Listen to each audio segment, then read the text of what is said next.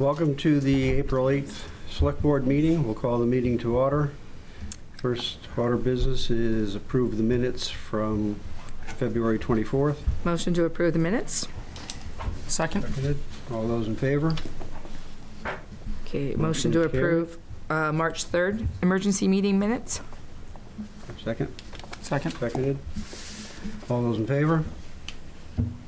Motion to approve March 11th meeting minutes. Second. Sam seconded. All those in favor? And motion to Motion's carried. approve March 18th meeting minutes. It's got to be a second. Second. All those in favor? No, I'd like the discussion first. Oh, Oh. okay. I think there may be a correction because, isn't that the one we had the executive session with on a personnel matter? Or is it the 18th? No, we're on the 18th right now. Okay, yeah. We posted it as an executive session for 603A, and then in the minutes it was changed to 603E.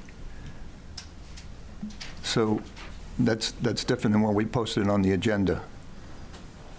I thought I think when No, when we went into the session, that's the way we announced it, was E. Because the question was which one it was going to go under. And so when we went into the executive session, we did it under E. Oh, so it was posted on the I think it was internet and posted wrong. A, and then, We okay. corrected it, yeah. Okay, thank you. Other than that, thank you. All those in favor? Motion is carried.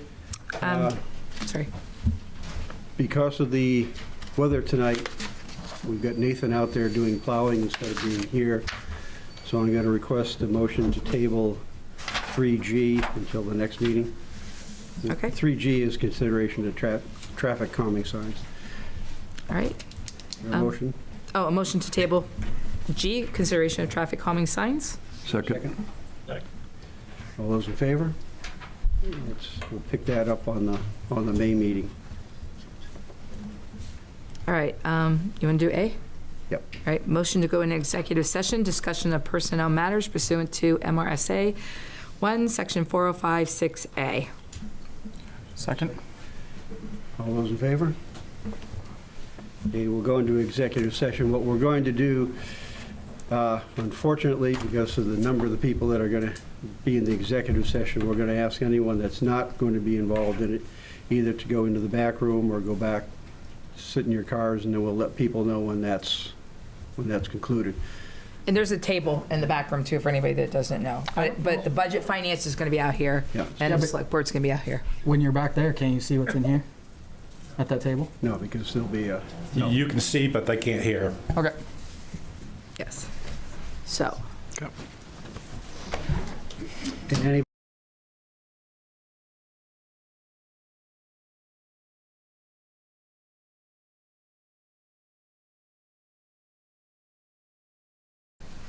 a motion to come out of executive session. Seconded. All those in favor? Okay. Next item 3B, which is discussion setting dates for the informational hearing and the public hearing on the warrant articles. So the referendum vote is the 10th. The public hearing has to be held no later than 10, or yeah, it has to be no more, or no less than 10 days prior to that, May 30th. which would put that at the 30th. So if we did that, if we had that on the 27th, which is a Tuesday, That's the first meeting? that would be the public hearing. Yeah. And then the second one is classed as a informational meeting, so we don't have the same time So constraint. the May 27th, what day is? The zoning board, Tuesday. yeah. It's a Tuesday, okay. Mel's got her hand up over there. I would just want to point out that absentee voting in person and by mail will start on May 13th. So we might want to consider having a meeting before Okay, well, that date. we have so that a everyone select can be board, informed. we have a select board meeting on the 13th. We could do that as a combined meeting. Use that for the public hearing.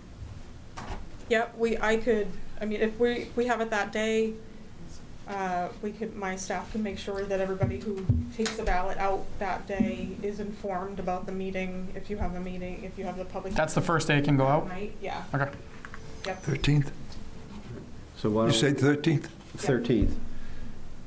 That's a select board meeting night anyway, so if we have that for the public hearing, and then the other is to set the informational meeting, which we talked about doing on a Saturday. So that could either be, you could do that, if you want to do it the one way, which would be go the 7th, which would be just prior to the vote. So that way people would have things fresh in mind when they're going to vote. But we also have to check with the school to make sure Right. there's nothing going on in the school. Or the other, it would be good for fresh in their mind on the 10th, but what about the people on the 13th that took it out? Hmm?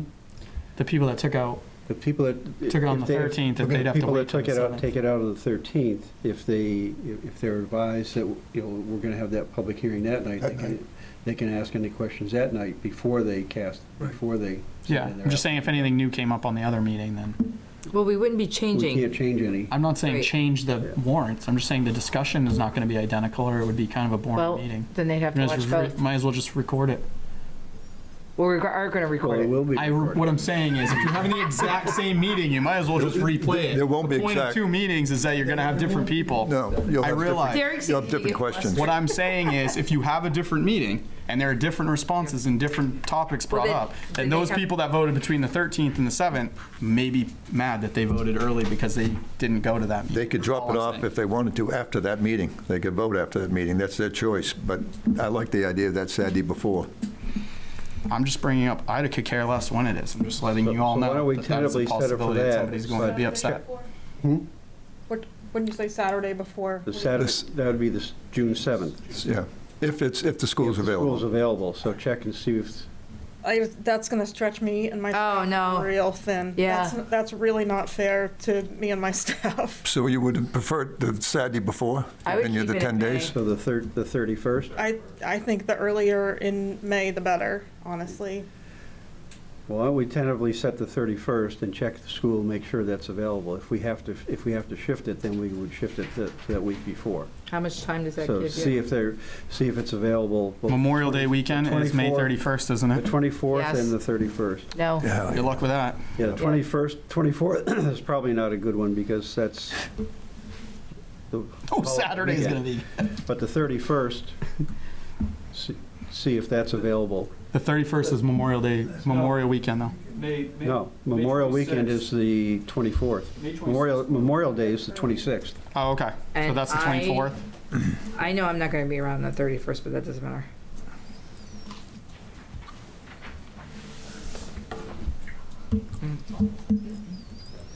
And then I guess the question would be,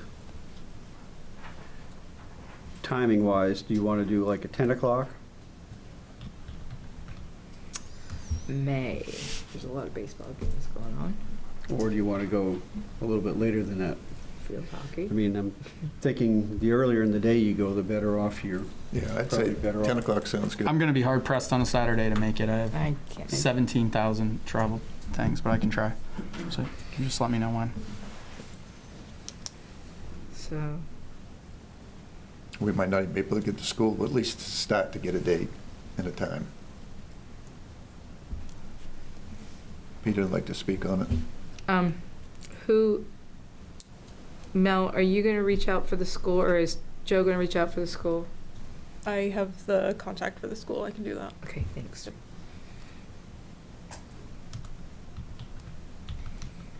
Rob, Yes. just point of information. Yep.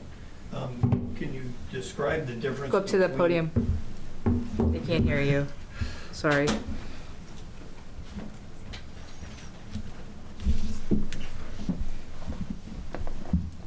Peter Levitt, 2 Levitt Road. Can you just explain to me what the difference is between a public hearing and an informational hearing? Public hearing is required for a referendum vote, and you're tied, it has to be held minimum of 10 days prior to that. An informational meeting, because it's, it's going to be the same information, but because it's classed as an informational meeting, it doesn't need that same 10-day prior to. So it gives a little bit more flexibility of putting it closer to the vote so that, it's fresher in their minds when they go in to vote. Yep. So the public hearing prior to a secret ballot referendum is statutory. Yes, The informational meeting is not. that's correct. Okay. Can I just ask, as far as the attendance of individuals from town government that will present the warrant articles and answer questions, is that going to be the same at both meetings? Approximately. I mean, there may be some people that can't be at one that are at another, but I mean, the same type people would be available at both, so that, the same. So it would basically be the same group of municipal people that would be at an open town meeting, Yes. sitting up on the stage, to be able to answer questions and Correct. the like. Yep. Okay, thank you. We're hoping to get planning board too, because I know there's some planning board stuff on there. Because they'll be, planning board has, they've ordinances, so. So either, a lot of times, if the planning board wasn't there, someone from code that was involved in it would be able to speak to it. Well, one of the things also too, Frank had asked a question when we were talking about having public hearing before, is we need to go down through each warrant article and explain it. And then if anybody has any questions about it, at least it's covered and it's on public. So I told Frank that that's probably what we will be doing. Yeah. So that way we can go through and anybody can get up and ask any questions or, yeah. So we set on that? All right, so we're talking May 10th, no, I'm sorry, 31st. 31st. No. May 13th is the public hearing. No, May 31st, May because you said 31st. May that, 24th is You the said that- informational meeting. No. you said that was Memorial Day weekend. No, wait a second. We said May the 31st was the day that was going to be bad for, so we moved it back to the 24th. So, but you said that that's the Memorial Day Oh, weekend. Yeah. 5/13 is going to be a select board meeting and the informational meeting. Wait. May 13th is the public hearing, Right. yes. Right. And May 31st is what you were going to do as the informational meeting. And we don't know about the gym. All right, yes. If we cannot do the 31st while Mel has somebody on the telephone, what do you want to do as an alternative? The weekend before you can't because it's Memorial Weekend. So what's the other date you want to use?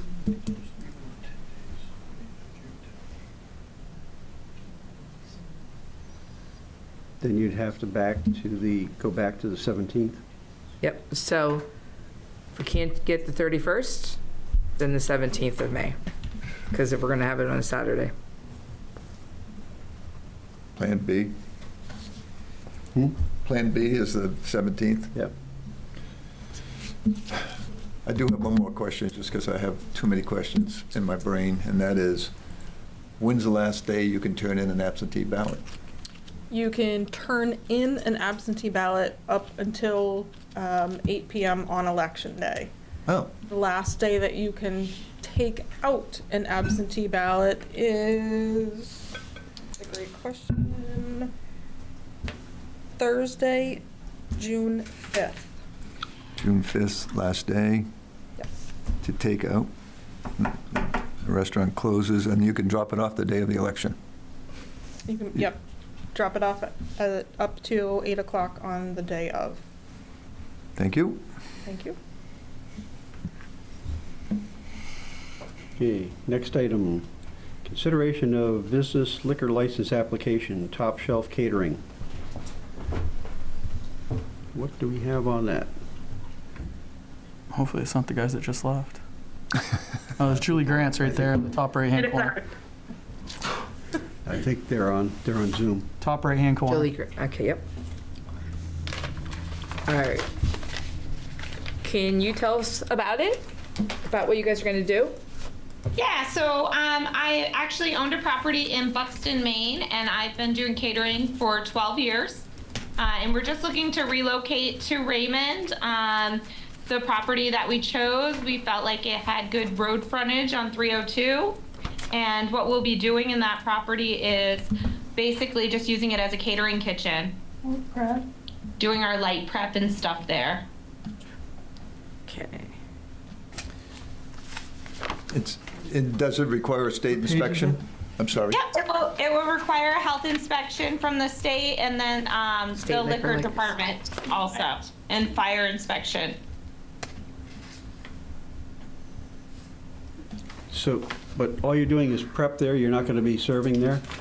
No, it won't be open to the public. The only time that we may have outside people coming in is we do a lot of our business via phone, Zoom, or email. But if someone wants to do the old-fashioned face-to-face, they would meet us at that location instead of one of our homes. But that's very rare.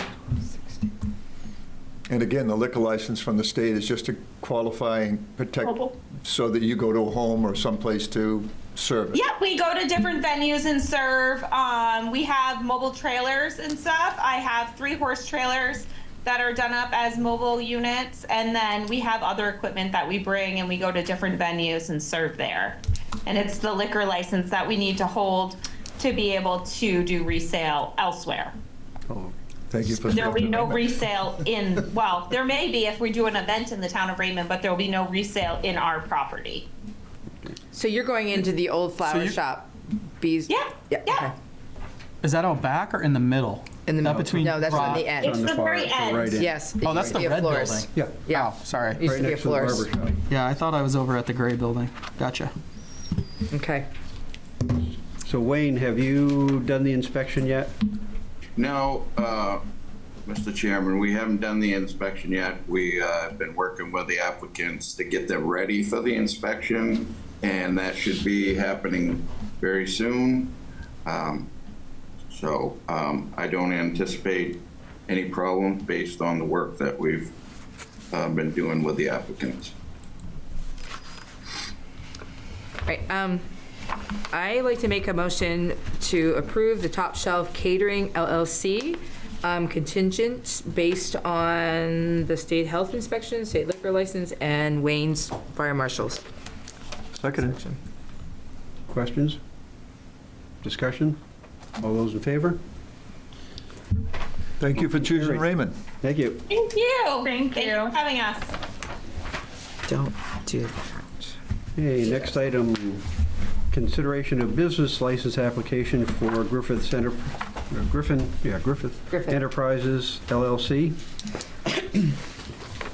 Jackie's up there. Hello.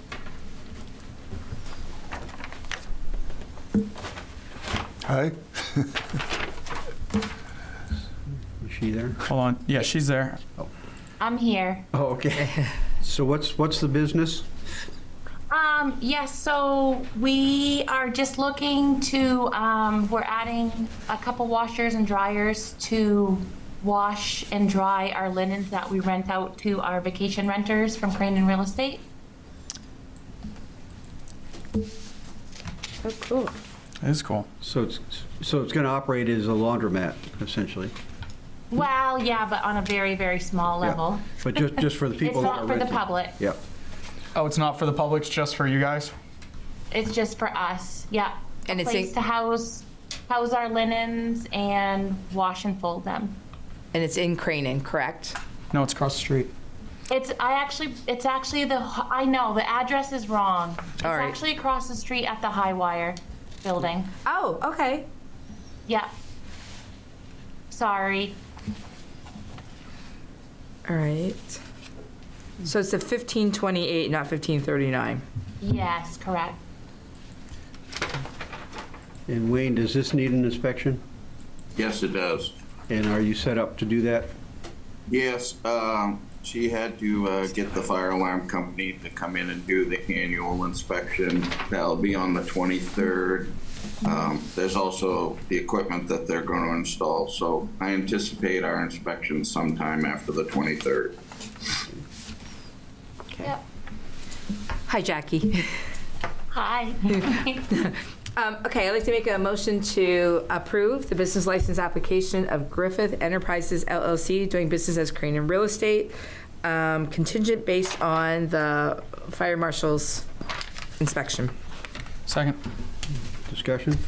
I just have another question of Chris. Is that connected, I know that's limited use there. Is it connected to the, I'm all for it, but I'm just asking a question for clarification. Because they're connected to Crane Inn, they can actually have that business across the street, basically? Or is that one, that building, it seemed to me they had trouble with what they were using it for, the use before. I know that they had to jump through some hoops, so I'm just asking you. It's perfectly acceptable. The use is allowed there. Okay. If they were open to the public having a regular laundromat, it may be different. That'd be more retail, but this is kind of I call it a quasi-industrial use. It would be allowed there. Okay, I was curious. Thank you. Thank you. Moved and seconded, all those in favor?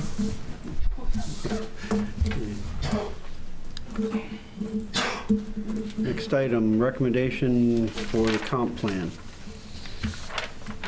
which would go on, be a warrant article on the town meeting warrant. Did the suggestions that we put forth, have those been incorporated?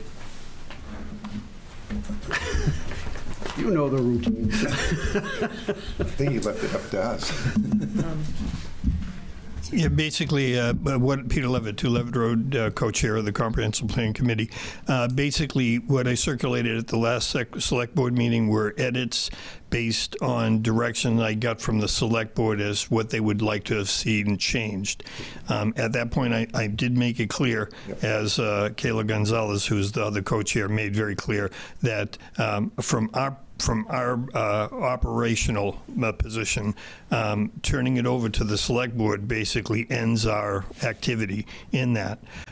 So I did submit a set of edits based on the directive that I got from the Select Board. But I wanted to make clear, I made it clear last meeting, I'll make it clear again, any of those edits are Select Board edits or other town edits. The draft plan, as it stands on the website right now, is the final approved version from both the state and from the Comprehensive Plan Committee. So we're done with the edits.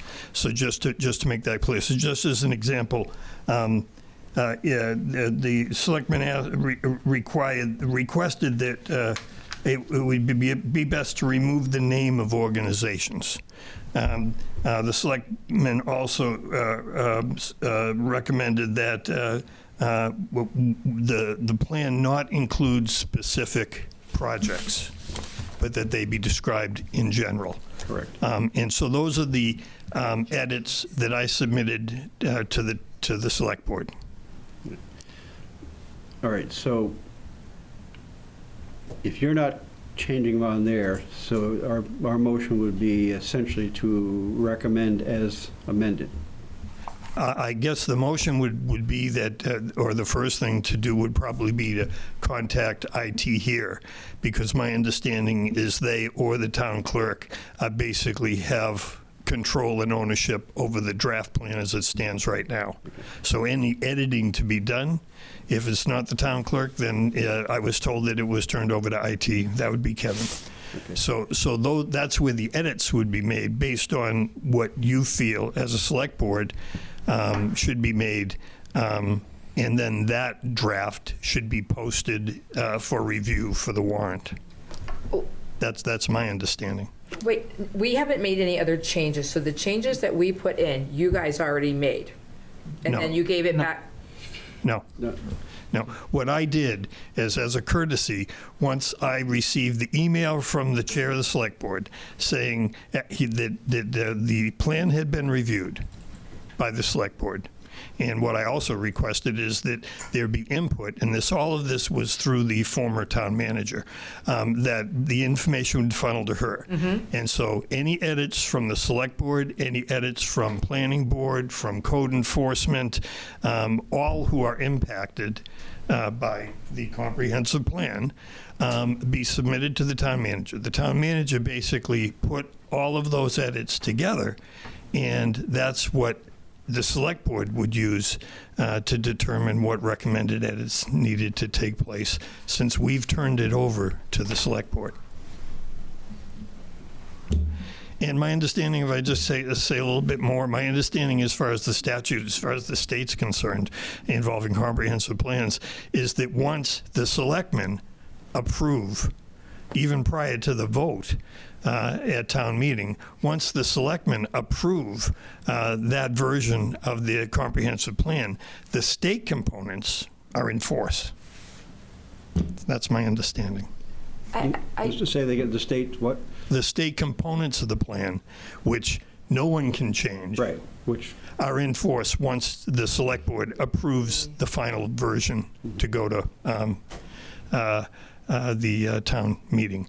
So the only part that the town is really voting on is to approve the Raymond-specific policies, plans, recommendations, land use, and the like that are specific to Raymond. So I'll just give you an example. A state requirement is that any comprehensive plan that they're going to approve has to have a commitment of that 10% of all new housing in the town is affordable by state and federal definition.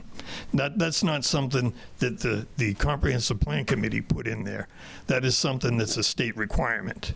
That, in fact, if it wasn't in there, the state would have either sent it back to us and say, you've got to include that, right, or they could say, you can send it to the voters, and you can have a comprehensive plan, but it's not going to be approved by the state. That's my understanding, Ralph. and none of the recommendation, none of the edits went against any of the state recommendations. I'm assuming they didn't. Obviously, the draft that the comprehensive plan submitted to the state checked all those boxes because they approved it. Now, what you do with it is up to you. I can't imagine what you'd want to do is start this process all over again. And I believe substantially you're in agreement. As a matter of fact, there's more than a couple of recommendations that are in that draft plan that are already in the process of being realized by the town. So, but I'm just saying, any edit from what's currently on the website would be just edits that would be from the select board. But from the comp plans boards, the things that were recommended, they had no problem with. The things that who recommended? That you recommended, they never went back to the comp. No, what happened is that we had our last meeting in December. They were up there, they did this after it got to us. The recommendations were sent, but they have no more meetings, and they're We're currently... From what I understood, Yeah. the board gave you and Kayla the authority to essentially say, yeah, those were fine. That's correct. And- So at the meeting in December, the committee voted to give the two co-chairs authority to make any additional edits based on recommendations from our consultant, North Star, based on other input that we got, because we still had surveys out that hadn't been responded from the town. So they empowered the co-chairs to make those edits. And we actually made a couple. But the final draft that's on the website right now is the final version of the recommended comprehensive plan by the Comprehensive Plan Committee. without the changes. Okay, so I got a question then. So that was from the comprehensive, and why then, I guess, did you ask for all the input by March 3rd for any kind of changes and stuff like that if they weren't going to be made and added in that? And that's why we didn't vote, so I'm missing something. Well, no, I believe what happened was that discussion got postponed It did get postponed, but I thought those changes were already in that new version of it. I think I made it quite clear, and maybe the other select board can back me up on this. At the March selectmen meeting, I made it clear, Caleb made it clear, that basically the version that is currently on the website is the comprehensive plans version of their recommendation for the plan. Okay, but why did we put in any changes then? Why did you ask for changes for March 3rd if they weren't going to be? Well, we just asked for changes. Basically, I think what I requested from Ralph and from the town manager, former town manager, was that give Kayla and I the courtesy of a week prior to the meeting that you were going to discuss this, to basically look at what you're doing. And it was quite honestly, our primary scrutiny was to make sure that you hadn't made any edits that were going to go contrary to the state required elements. Well, you made that really clear. You said so then his changes then aren't in there then for March 3rd. The recommended changes that were submitted through the former town manager to the select board, and I circulated at the meeting last month, were based on the chairman of this board. Questions to me and Kayla as far as, we believe that it would be better, I'm paraphrasing, if you didn't name Loon Echo as an organization, but that basically you describe it as it's an environmental land trust organization, right. Something like that. And so based on what Kayla and I got from the chair, we went through the plan in its entirety, and this was basically as a courtesy to basically just make the edits that you requested as far as the criteria for what you wanted for edits. So I did that. Kayla and I did that. We gave it to you guys, and I believe that was what was described at last month's meeting. So then, and we also made it clear, at that point in time, we don't do any more editing. And what North Star told me, who were the consultants and the original custodians of the software that created the plan, and they did a very good job if you've had a chance to look at it. It wasn't inexpensive from my perspective. I don't know if we could have done it for less or not, but that's beside the point. It's done. But my understanding from North Star is they turned that over to, I guess it was the former town manager and or the IT people in the town, so that any further editing or publishing could be done from the town side. Peter, I have a question. I think you gave an example of sidewalks on Raymond Cape Road, I believe. You brought up the definition of where the sidewalks or where the paths would be built, rather than sidewalks or whatever. And you said that you were going to, the amendment would be, or the change would be, that there would be, the road names would be taken out. No. What happened? No sidewalk? No, what happened was it was their recommendation to not name that, but the people put it in, the North Star people put it in anyway. Yes. Oh, okay, that's what it was. All right, thank you. And because that wasn't caught by us, and that's the committee's error, it got published on the website. Well, that was one of the changes we made, was also that. Right, but it was published on the website and has been up on the website for several months now, so that people in the town could read that. So you can understand why the co-chairs of the committee would be a little reluctant to go in and remove that, since the people in the town that were involved in the plan specifically said to name it. And so, quite honestly, all I'm doing is covering mine, and by that I mean the committee, by saying what you've been looking at for the last 2 months and what we published as our final draft is our final draft. Any changes afterwards to that are owned by the select board. And then, quite honestly, I could wax on this a little bit, but I won't. If we had a different form of town meeting this year, that could be changed at an open town meeting. No, it couldn't. It's an ordinance.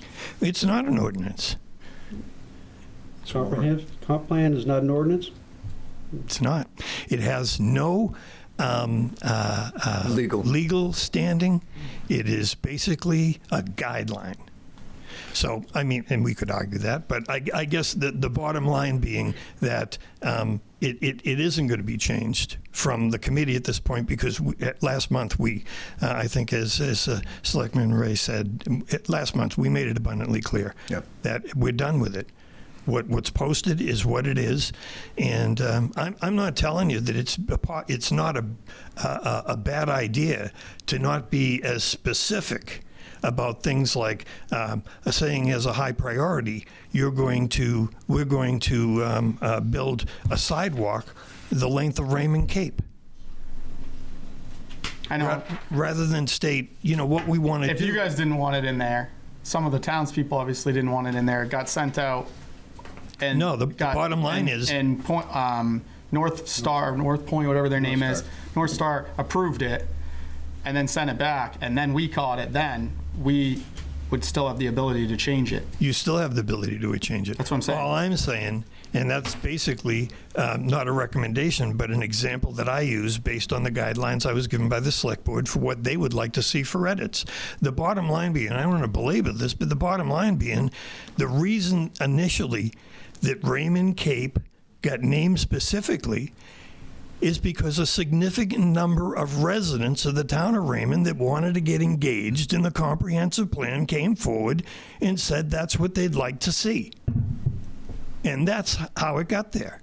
So am I loath to take that language that came from citizens, voters of this town out of that plan? I am, but that doesn't mean you have to be. That's not where I was going, though. No, what I'm saying is you guys, in your meeting, you and Kayla had already said that you guys didn't think it should be in there anyway. And you told North Star it shouldn't be in there, and they still put it in anyway. And yes. And it's been in there for over 2 months now. Yep. Having plenty of views, I would assume, from concerned citizens.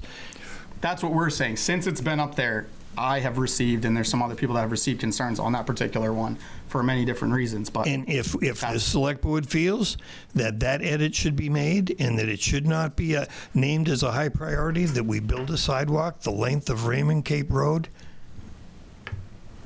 To kind of put a period on this, though, Peter, didn't you say that, I'm not putting words in your mouth, I'm asking, something along the line is the reason people identified projects is that it's more conducive to funding or state approval if you have projects named, as opposed to saying we just want to put sidewalks all over the town? That was part of the, yes, Dennis. Boy, you got a good memory. That's part of what the consultants told us, that the more specific you are, the better position you are in terms of if there's grant money or other funding avenues, if you're more specific. So yes, they did give us that guidance as well. All right.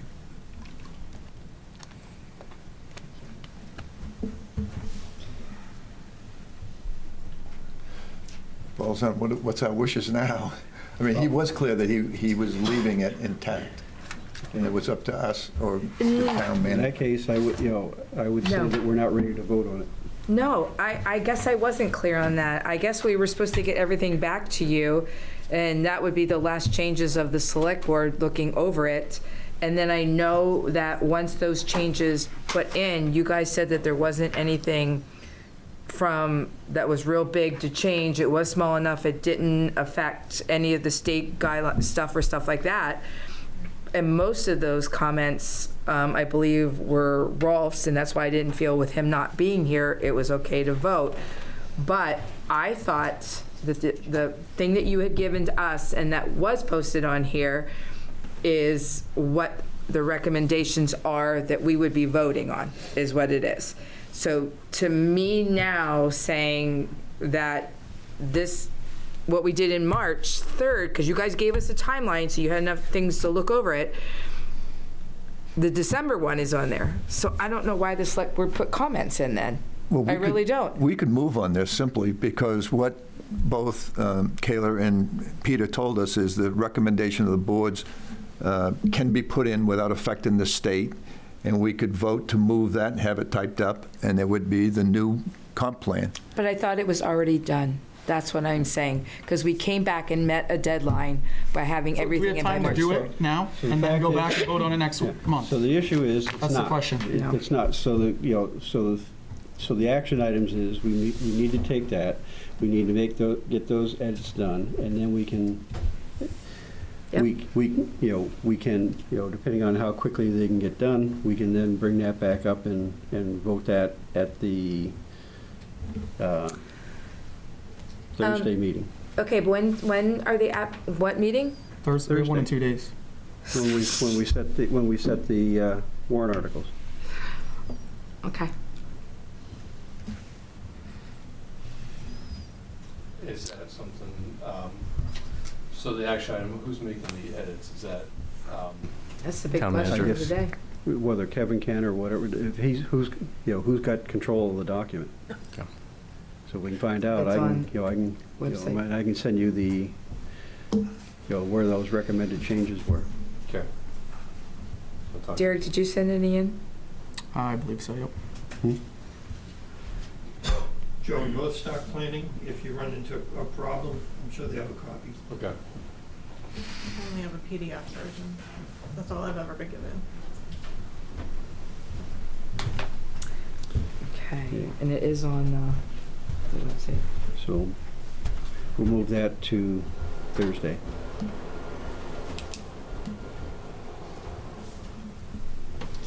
Okay, next item, consideration of appointing health officer. Joe, you're on. Great, so,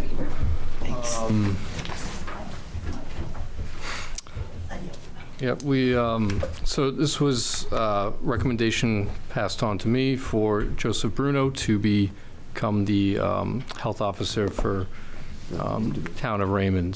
This is appointed by municipalities. What it requires is like a webinar training and someone that can be connected with the CDC and DHHS and be a liaison to the town for any type of issues that might arise. So this was, so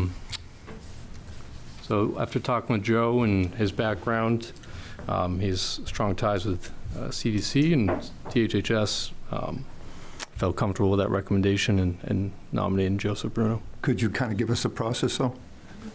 What you went through and what was involved and what the job actually duties are, so that Is people it- in the public would know? Have we ever had one of these? Oh, yeah, we've had them for, Yeah, I was 30 previously a years. town employee. generally as town employees. Yep, so this was, No, because before that, we had The the doctor, doctor from the Wilkinson. Quick Care. And Oh, Dr. before that, Wilkins. and prior to that, it was. Oh, the Dr. one down Peter. on Main Street. Well, usually it's a town employee No. because of No. liability.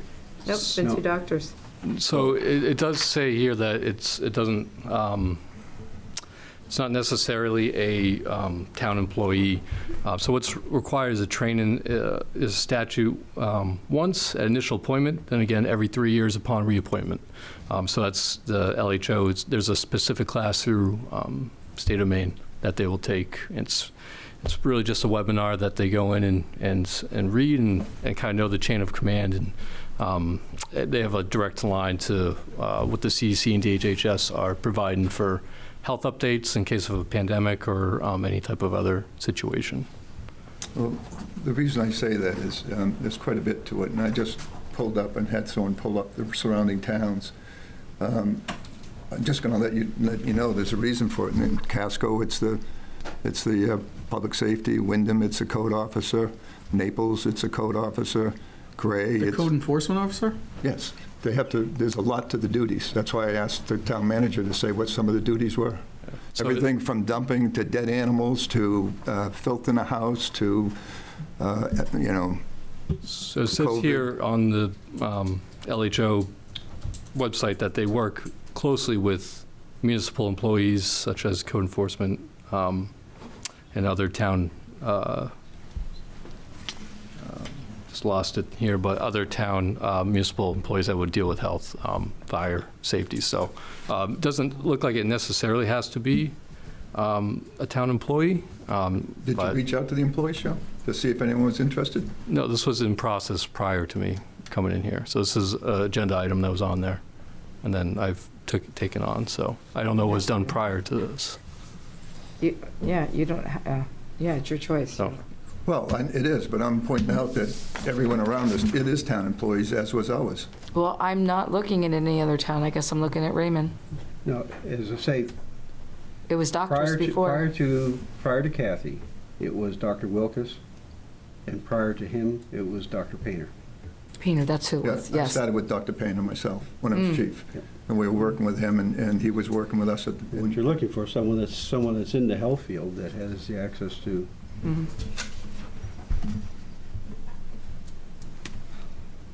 I think there's more to it than just. Do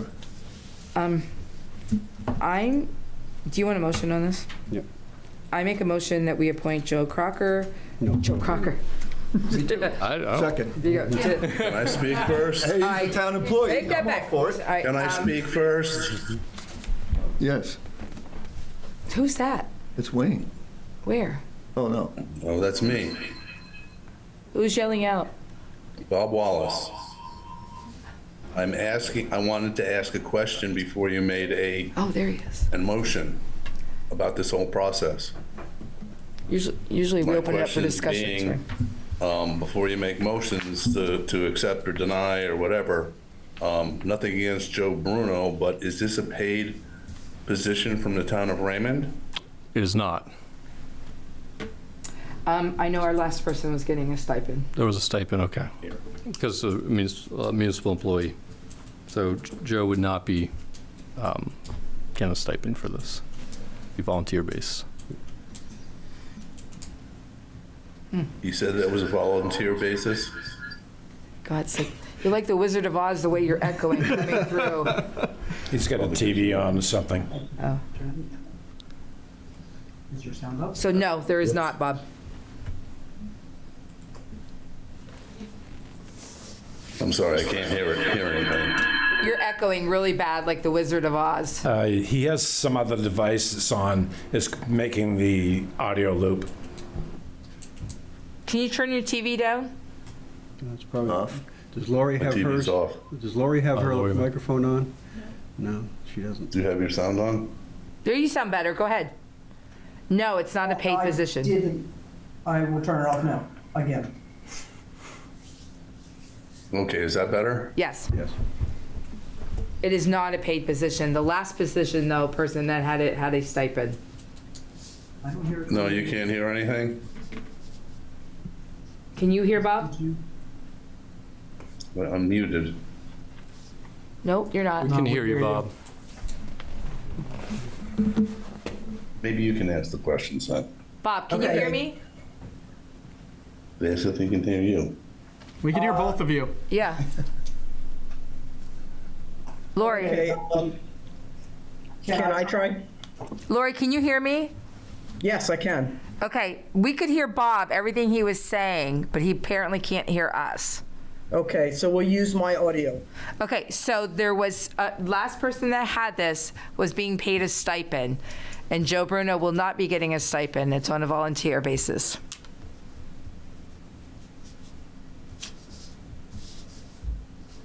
And was the job posted?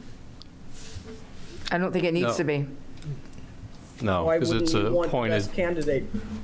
Well, we didn't post the interim town manager either, so it's in-house. I just thought that maybe we offered it in-house first, and you said you didn't, that's all. How is The Joe person before Bruno you. in-house? No, he's not in-house. No, Someone that has the Yeah, experience. this was a recommendation. Okay, thank you. Dennis, I did the same thing you did. I looked at local towns to see what they had, smaller and larger towns than Raymond. And I found the same thing. It was either deputy chief of fire and rescue, or a captain, or a code enforcement officer. So my questions are twofold. Since public safety typically falls under fire and rescue, shouldn't the role of health officer also report through that department? Wouldn't it just make sense? The other question is the town, the role is currently held in these towns by, and I think we just talked about this a little bit, by existing town employees. Why would we not just incorporate that as a role to be held by town employees? Agree. The simple answer is it does not have to be under the public safety because it's actually, it works in conjunction with that, but it does not report to public safety. It, you know, that position is supposed to be, it advises the town and public safety on the health-related issues. Understood. When I looked at the state website, I saw that Kathy Gosselin's name is still tied to that role. I imagine it was when she was part of fire and rescue, and it just doesn't make sense to me that since clearly that's worked over the years, why we would need to change it or not consider maintaining. She wasn't fire. Yeah, but she wasn't fire And I worked closely with Dr. Payne when I was chief. She was assistant Well, finance. she was in public safety. Not when she left. She was the health officer. She was getting a stipend. Right, but she was a health officer, but she wasn't working for the fire She department. still ran calls. Yes. She was a paramedic. She was on call. Paramedic. She was on Okay. call, and she was also per diem. So, yeah. But she is not, and we haven't, I don't think we've changed it because we don't have anybody new in there yet. Well, just because we can. You just said you had two other people, two doctors? They were before, and neither one of those are in service now. Yeah, Okay, so the Dr. one Painter, currently Dr. on- Painter in record- died, and Wilkes has moved out of town. Wilkes is in New York. He's in New York or wherever, yeah. Just because we can go out of the employment doesn't mean we shouldn't have someone in the employment for liability purposes as well as communications. And you were right, Dr. Painter was our officer when I got here, but I worked closely with him the whole time. What would be the liability against Joe doing it? You can go everything to entering a house with a complaint with a state officer for entering a person. If we had a situation when I was chief where there was a filthy house, bottles filled with urine that was being spilled, and we had to deal with it and go into the house. And he would introduce himself as the health officer. He would go, in an instance like that, he would go in with the sheriff. Yeah. We didn't. We went in. Well, you were wrong. Maybe you think so, but it worked out with the citizen, and we worked it out very well. A lot of the rules have changed since you were the chief. I agree. I'm not telling you can't go outside. I'm saying, why would you? At least try to go in town, in-house first. There's got to be a reason. May I also make a comment when you have availability? Yep. I see your hand up, Brian. We'll get... Okay. So, Peter Levitt, 211 Road, just, you know, guys, and Joe especially, because we know each other so well, but I'm a little hurt I wasn't considered. 35 years in healthcare. I've managed physician practices, chemistry labs, sleep labs, emergency departments. I'm certified in critical care. I was on my infection control committee for 15 years within the hospital. I've contained a number of in-house hospital outbreaks.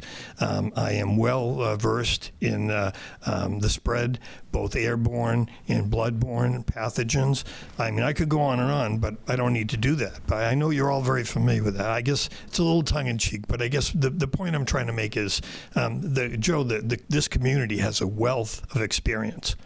And just the thought that taking the time to get someone who's going to serve best by, although it's not required to post something like this. And since we keep hearing time and time again that there seems to be a gap in communications to the citizens of this town by government, that maybe, you know, reaching out and just saying, you know, that's what we're looking for wouldn't be a bad idea at this point. Thank you.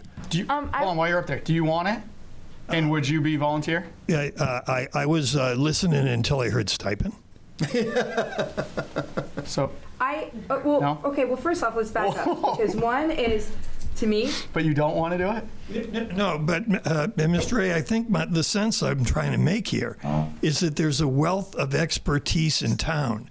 And I know, I just got your resume and application, but then I cited and now you don't want to do it. I'm very proud of what I did for my career. Okay. And, I just was going to take the opportunity to let people know. okay, well, I guess I'd like to point out that two is there's probably going to be hurting a lot of people's feelings by not inviting everybody to do it. But on the other hand is, as far as reaching out to somebody in town, Joe Bruno lives in this town. Joe Bruno does have the medical background to be able to help, and Joe Bruno is still willing to do it. And so I don't see what is so wrong, because I feel that he, and I'm seeing this for the first time on this, but what I'm also seeing is, again, he does have background. He is a member of this town. He's willing to do this when he could be off in Florida playing golf or whatever he wants to do. So I don't understand, I guess, the criticism of saying that we haven't reached out, because if that's the case, there's probably 60, 70, maybe 80 people that might want that position. But he's still a member of this town. I think Brian asked for. Brian? Yeah, I would just, a couple of comments on why you might want to think about it being a town employee. First of all, if you look at the details under MRSA 454-A about the mandatory duties, it's very detailed, and it includes a lot of things like relevant knowledge of inspections or prevention, remediation of unhealthy situations. They actually use the word filthy. The ability to be easily and regularly accessible to log the health-related inquiries and activities. You have to keep a log, so every time there's an inquiry, that has to be included and put in. I don't see somebody who's doing this on a gratis way, on with some hours attending to it, being as good a solution as someone who's at the town hall and can actually do that work. And the second thing is that there is the possibility of fairly long hours if there's an outbreak of any type, because part of the responsibilities is to manage outbreaks of any type. Also, I think Joe and I are roughly the same age, so if you start talking about some of the things that one might be put into having to deal with, including the kinds of things that Dennis was talking about, you wonder about just the ability to put in difficult hours on that. And lastly, if Joe is not an employee of the town, what are the liabilities that are taken on for the town by a non-employee? Those are all things that I think probably need to be looked into. And with due respect for Joe's pharmaceutical expertise, compounding medications is a very different situation than being in a health officer role, which has a lot to do with managing declared health emergencies and managing and receiving and examining the nature of complaints that are made by the public concerning conditions that pose public health threats. Yeah.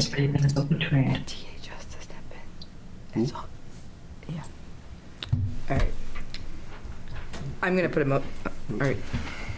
Hey, can I say something? Who? Oh, May I speak? Yes. Oh, Joseph. I can't believe that people are questioning my qualifications. Let me give you a background. I've been a pharmacist for 47 years. I have a master's degree. I have worked at New England Medical Center, St. Elizabeth's Hospital. I have one of the first people ever certified as a nuclear pharmacist in the whole country. During the pandemic, I traveled the entire state working with the CDC, giving vaccinations all over the state. People who were homebound, doing nursing homes. This whole idea that I am not qualified somehow is a joke. Now, the fact that you don't like me as a person, that's great. I understand that. But I am more than qualified. I work with the CDC every month in my business because I am doing a vaccine clinic on Thursday with 180 people signed up for it. So you don't think I know how to handle a pandemic? You don't think I know how to handle viruses? You don't think I know about public health? I taught at the University of New England in their pharmacy school. So don't tell me I'm not qualified. Just because you don't like me, that's a different story. But I am more than qualified. Thanks, Joe. Sean? Sean McKillop, 84 Main Street. I don't think it's a question of qualification. At the last joint meeting that we had, my request to the select board was that these open positions are being advertised, and we're not just going with the first person. And I don't think people quite want to say it, so I'll say it. It's not Joe's experience that we're questioning. It's why this wasn't put out. I do think you need to put this out before you just pick the first person available. It seems like a lot of these positions that come up where they are offered to the first person isn't exactly what the town of Raymond needs. We need the best person, and if Joe's the best person, he's the best person. I'm not questioning his qualifications. But just like Peter said, actually just like Teresa said, there are probably 60 people that are qualified or want the position. I think that you need to shop those people. So, Sean, I can answer that because I'm coming in halfway into this appointment here. But it seems like there's a time sensitivity to this too. There's 30 days of, upon a resignation or termination of the LHO that you need to come in and do this. So prior to me, it seemed like there's a timeline of, a lapse in between there.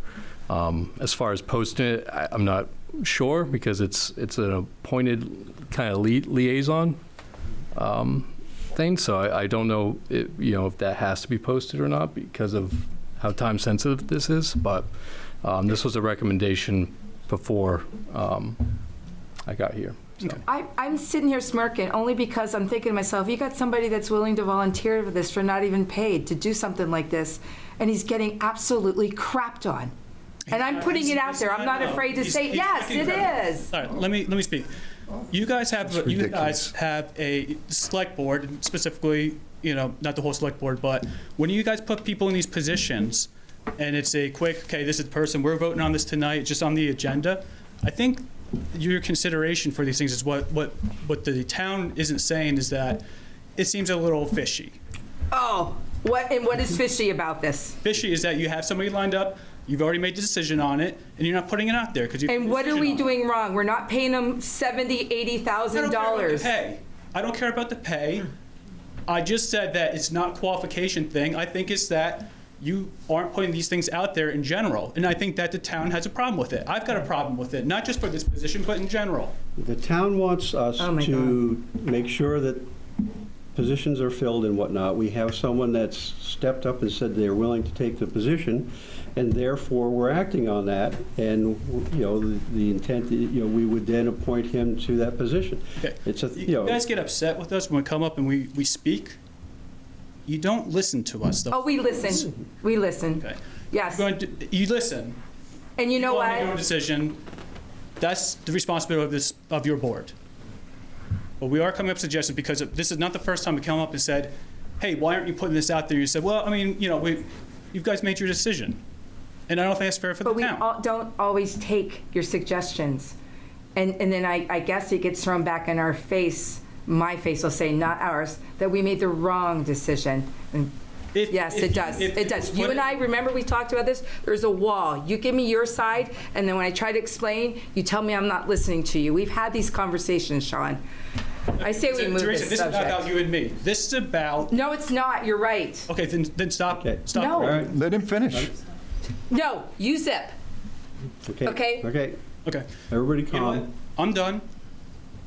I'm telling you guys that you don't listen to us and you don't take in consideration what people are saying. That's it. You know it. No. It's Deanna Lee from 91 Raymond Hill Road. I think what it comes down to is you can see it here is attitude.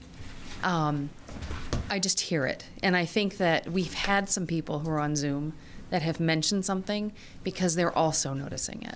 And that's where I think it comes down to. Because just this last conversation was butting heads. And I think the town wants us all to work together. And, you know, I feel bad that Joe said, you know, maybe it's because people don't like me. They don't need to like me. Well, in a role where you're a health officer, sometimes that makes a difference to at least be listening to people, the concerns of the community, and being approachable. I think that's what people are just concerned about. And that's, you know, I'm just putting that out. Thank you. Someone's got their hand up. I make a motion, we move this thing along. There's still Desiree Berry. Hi, my name is Desiree Berry. I was actually down in the 156 Raymond Hill Road. I was down at the town last week because I had seen this was on the agenda.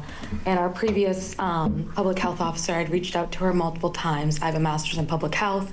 I'm also on the Maine Public Health Association. I'm on a nonprofit board. Anyways, doesn't matter. But I was just curious. Everyone else has kind of like addressed these points, I guess. But since this is a volunteer position, is this going to be something where he is going to respond, or whoever's appointed, they are going to respond when the public wants to be involved? If, like, I had reached out to the previous one multiple times to be involved, to learn more about her position, things like that, and I was just met with a lot of radio silence. So is there going to be that open communication with the town since they're not a town employee? Like, what is their role in, I guess, their responsibility to be involved with town citizens, if that makes sense? Yeah, that's a great question. My understanding of this is it's a resource for the town. So if a complaint is, you know, called, or if there's a question, I'm going to guess the town manager can go reach out to the LHO and ask for the best recommendations on how to persist or proceed and to give clear answers. So I see this as a resource to gather as much information that, you know, they're more up to date on the CDC and DHHS recommendations and guidelines than possibly town managers. So it's someone to relay that information, whether that's through town manager or this position directly.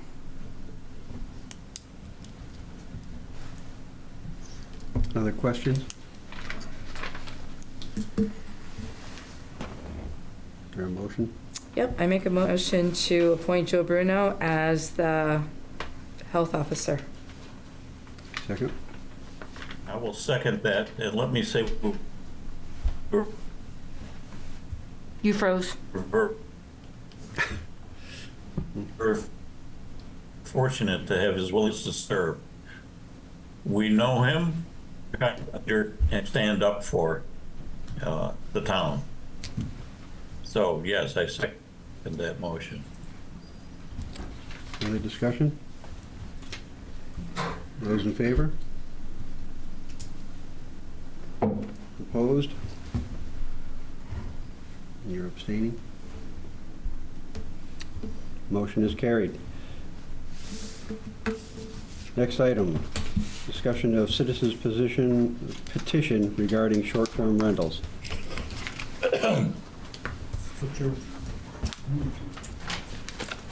Bob has his hand up. So,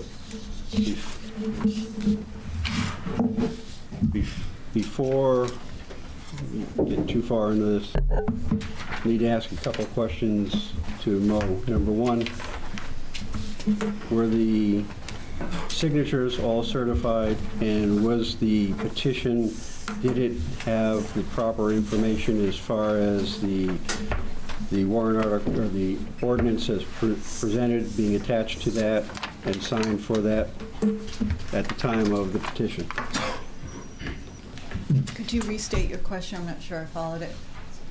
We worked with Melanie and got all the signatures certified. Right, but the question is, was the ordinance attached to the petition, and did everyone see the ordinance when they signed the petition?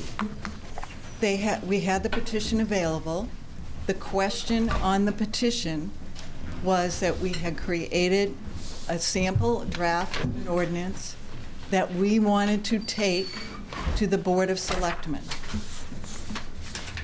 That's what they signed the petition on, to give us the leverage to bring it to you. It was not that they were signing that they approved the draft ordinance. They could look at the ordinance and give us feedback. So they did not need each person to have a specific ordinance or a copy of the ordinance. We had copies of the ordinance when they signed the petition. We were there on voting day. So, I mean, typically when a petition is done like that, it's to request an ordinance or a special town meeting or whatever to have the ordinance. As far as I can see, there is no ordinance attached to that.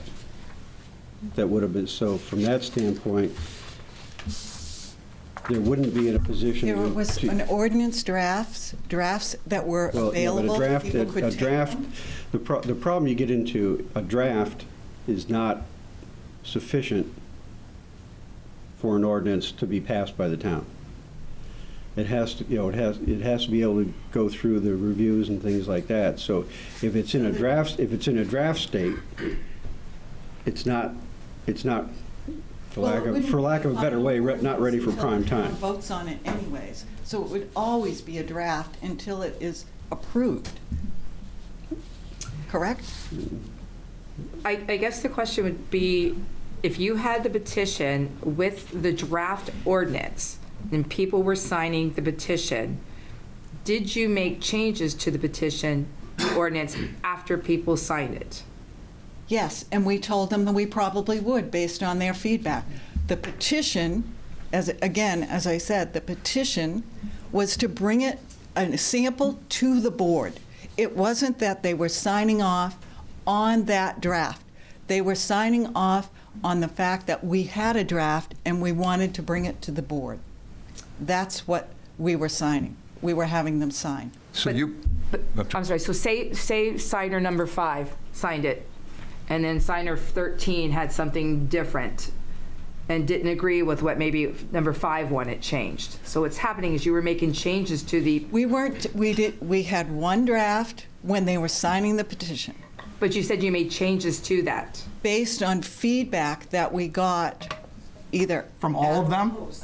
Yes. From every one of the signature people? It all has to be the same feedback for everybody to see what was changed.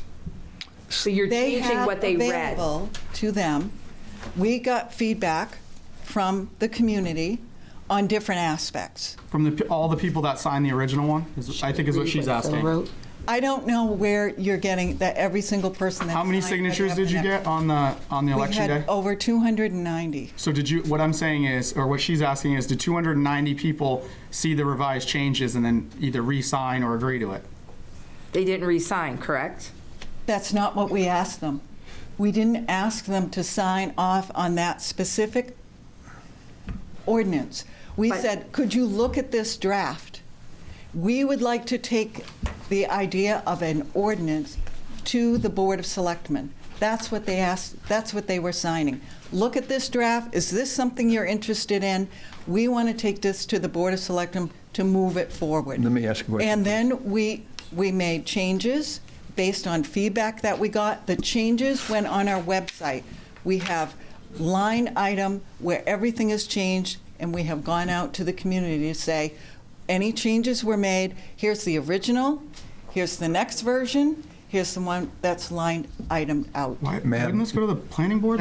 May I ask you this? I got this Friday. It was posted Friday, so I really haven't had time, and I was busy this weekend, so I really haven't had time to digest this, but correct me if I'm wrong. What you're looking for is to bring this to the select board, to put it on the agenda so that we can move forward with some sort of ordinance? Is that what you're looking for to? We have a draft of an ordinance that we feel now very confident that if you looked at it, you would also find that it is worthy of the town of Raymond to put into action. So we are Has the planning board seen that or looked at it? Excuse me? It comes to us first. Okay. I'm sorry, I didn't hear the. I was just asking if anybody on the planning board has seen it or if it's been proposed there. No, It's coming because straight we're to us. coming here. Okay. Because we have a petition that we had people sign saying we wanted the Board of Selectmen to take up a short-term rental ordinance for the town of Raymond. Let me clarify my question, because I know I confused you a little bit. You were telling people that you wanted to take and start a process to get an ordinance in front of the Select Board and then the Planning Board, and you were explaining that it would be modified as you went along to at least start the process of getting it to us and into the Planning Board. We And said by the we time had you a were done- draft, and by- we right. asked them for input. We actually had a survey that went out, and we asked people for input. We sent flyers to every property owner got 'em. in the town of Raymond. We also had articles published in a number of local newspapers. We had a well-established attorney, land use attorney from Portland, who looked over our ordinances, our good neighbor guidelines. All of our documentation has been vetted. We have been here. I have not been with this group the number of years that some of these other folks have been, but they have come to this board on several occasions to ask about a short-term rental ordinance and have been turned down. So we felt the best way to approach this was to come up with a petition and an ordinance on our own time, our own money, our own legal references, to bring it to you so that we could get some action going. We haven't turned you guys out. We also said we wanted to see what the planning board was doing and also what other towns were doing. But if you change even the and to and or whatever, you're changing the meaning of that sentence. So to me, if you are having people sign the petition and then you go and change it based on recommendations, then you have to show everybody that signed that a whole new copy, and they have to re-sign again, I believe. Am I wrong? You have the town attorney here, because that's not what our land use attorney has. Well, because you're changing what they were They have originally looked at this. signing. And we I have would a ask, letter from our Lisa? our attorney. I would ask that the town attorney look at this, if that's the case. But May I clarify something? hold, I'm sorry. wait a second, please. I would read what Phil said about Yep, go ahead. me. Yep. All right, so I want you guys to hear, hold on a second. I want you guys to hear, we sent this to the attorney because we did hear that things were changed. And it says the petition must include the text of the article that the petitioners wish to submit to the town meeting. In my view, the ordinance should be attached to the petition so that people see what they are signing. And in my view, any proposed ordinance cannot be changed after the petitions are changed. Otherwise, the signatures would not understand what they were agreeing to on for, and the board similar cannot change the petition language either. So you guys present a people's petition to the board. We can't change it, and that actually happened with solar changes, with the solar panels. So the attorney, yes, the interim town manager checked with our attorney on this, and because things were changed, those signatures on there are not all signing. We for the can go same thing back we to the agreed original document, the one that has not been changed, and we could submit that for you with the signatures, if that's an issue. And it would not reference any of the changes that the town people have addressed to us. This is Nicole Keogh from Treehouse Way, and I'm part of the initiative that Catherine and Mike are on.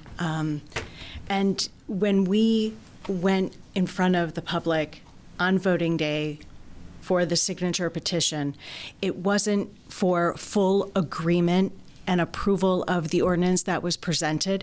It was to allow, kind of to force the municipality and the government of our town to address the possibility of having a short-term rental ordinance. So regardless of the draft that was presented and any changes that we made afterward, we also had both versions on a public website and urged folks to go there. there was a survey as well on that website where they provided us with concerns and feedback, opposing and approving. And what we did was we implemented that, proving that we were we were listening, that we were receptive, and we want all parties to be in agreement with this short-term rental. It's not to ban rentals. This is to regulate and to keep the preservation and conservation of our town intact.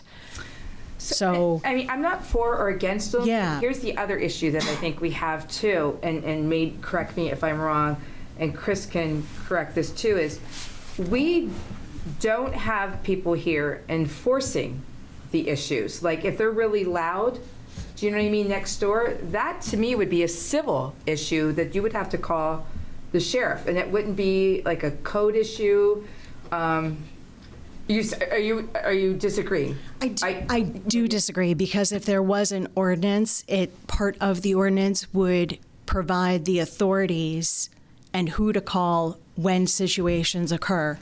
The code enforcement officer in many other towns is the key element who would provide the inspections along with the fire inspector for those short-term rentals to create a regulation. Most noise complaints are going to come at like 10 p.m., 11 p.m. though. We don't have a code enforcement officer. Well, the sheriff, right? It is true that the sheriff, code enforcement officer, they would all be involved at certain periods of time.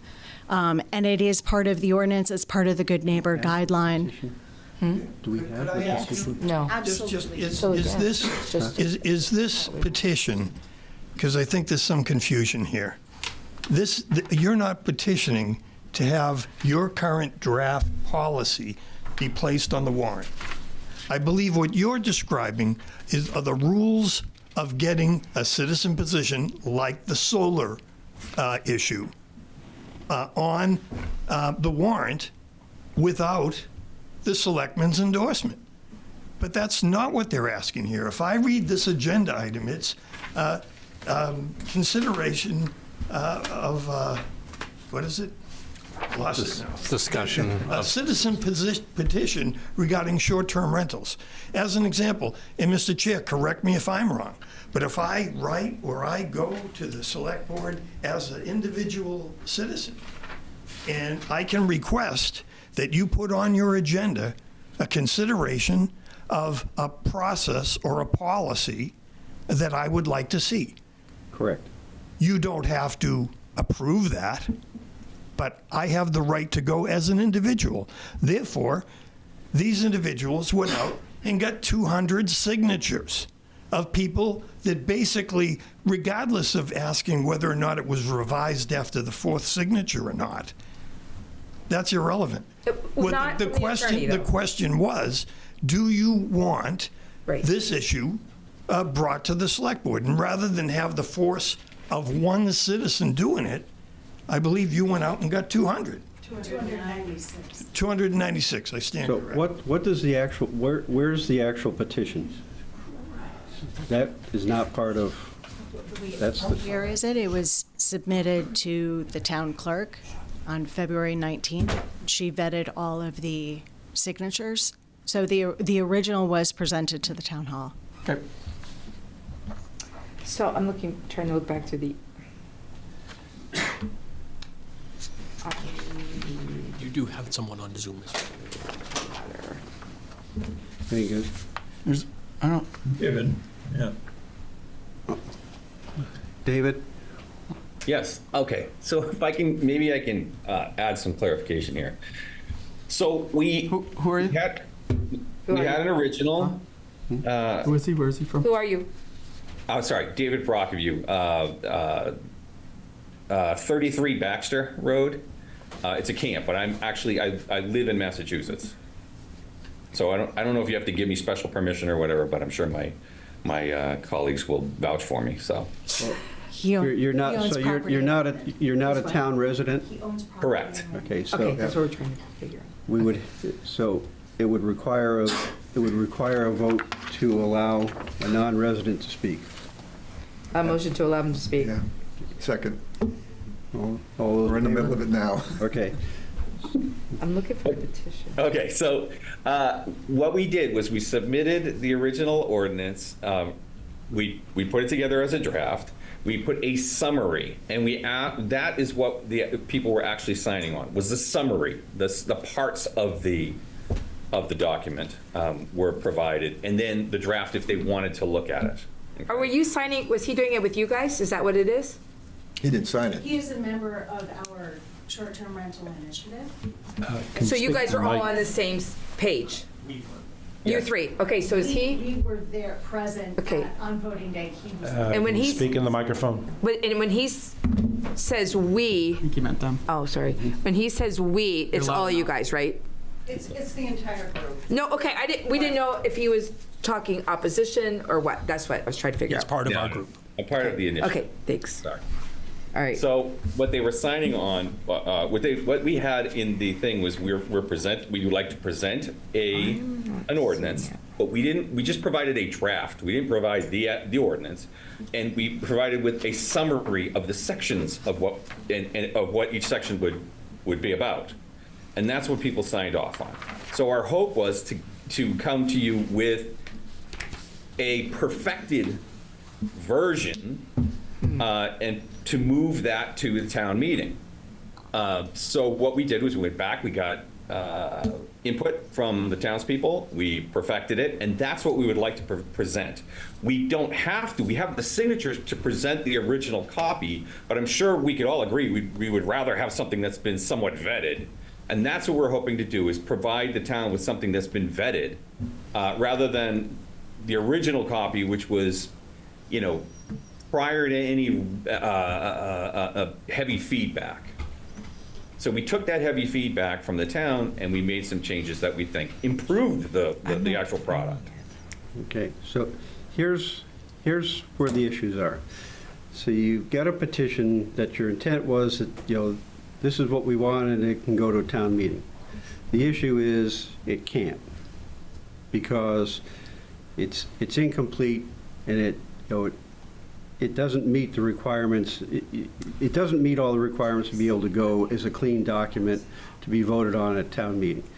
So now we step it back and say, now we step it back because this right here, the petition, is not an ordinance. Even though you had some things that were attached and you've done changes and whatnot, it is not an ordinance. This is not an ordinance, so this could not go to the town meeting as it is. What would, the only action that could come out of this is for the select board to make a recommendation to the planning board to investigate this, look at what other towns are doing and things like that, because I know that Casco went through a thing about 2 or 3 years ago, through a whole thing, for that to run through the whole process, because this is a land use issue, which by the town's rules needs to go through the planning board. And it has to then, it goes through there, it has to go through public hearings, it has to go through all the steps that would be required for any land use ordinance, and then ultimately would go to the town meeting for vote. So if the... Well, our understanding is that we can actually, the difficulty is not in getting an ordinance passed, the difficulty is the way that we did it. So we could go back, get the corrected signatures for the ordinance, and then we could present it to you, and then you would have to put that before the people. Yes? That's the preferred method is to have it go through the standard procedure, which is go through the planning board for them to look at it. Have you guys tried that route yet? Look at it, for the planning board to look at it, work on an ordinance that goes through the whole vetting, goes through our legal.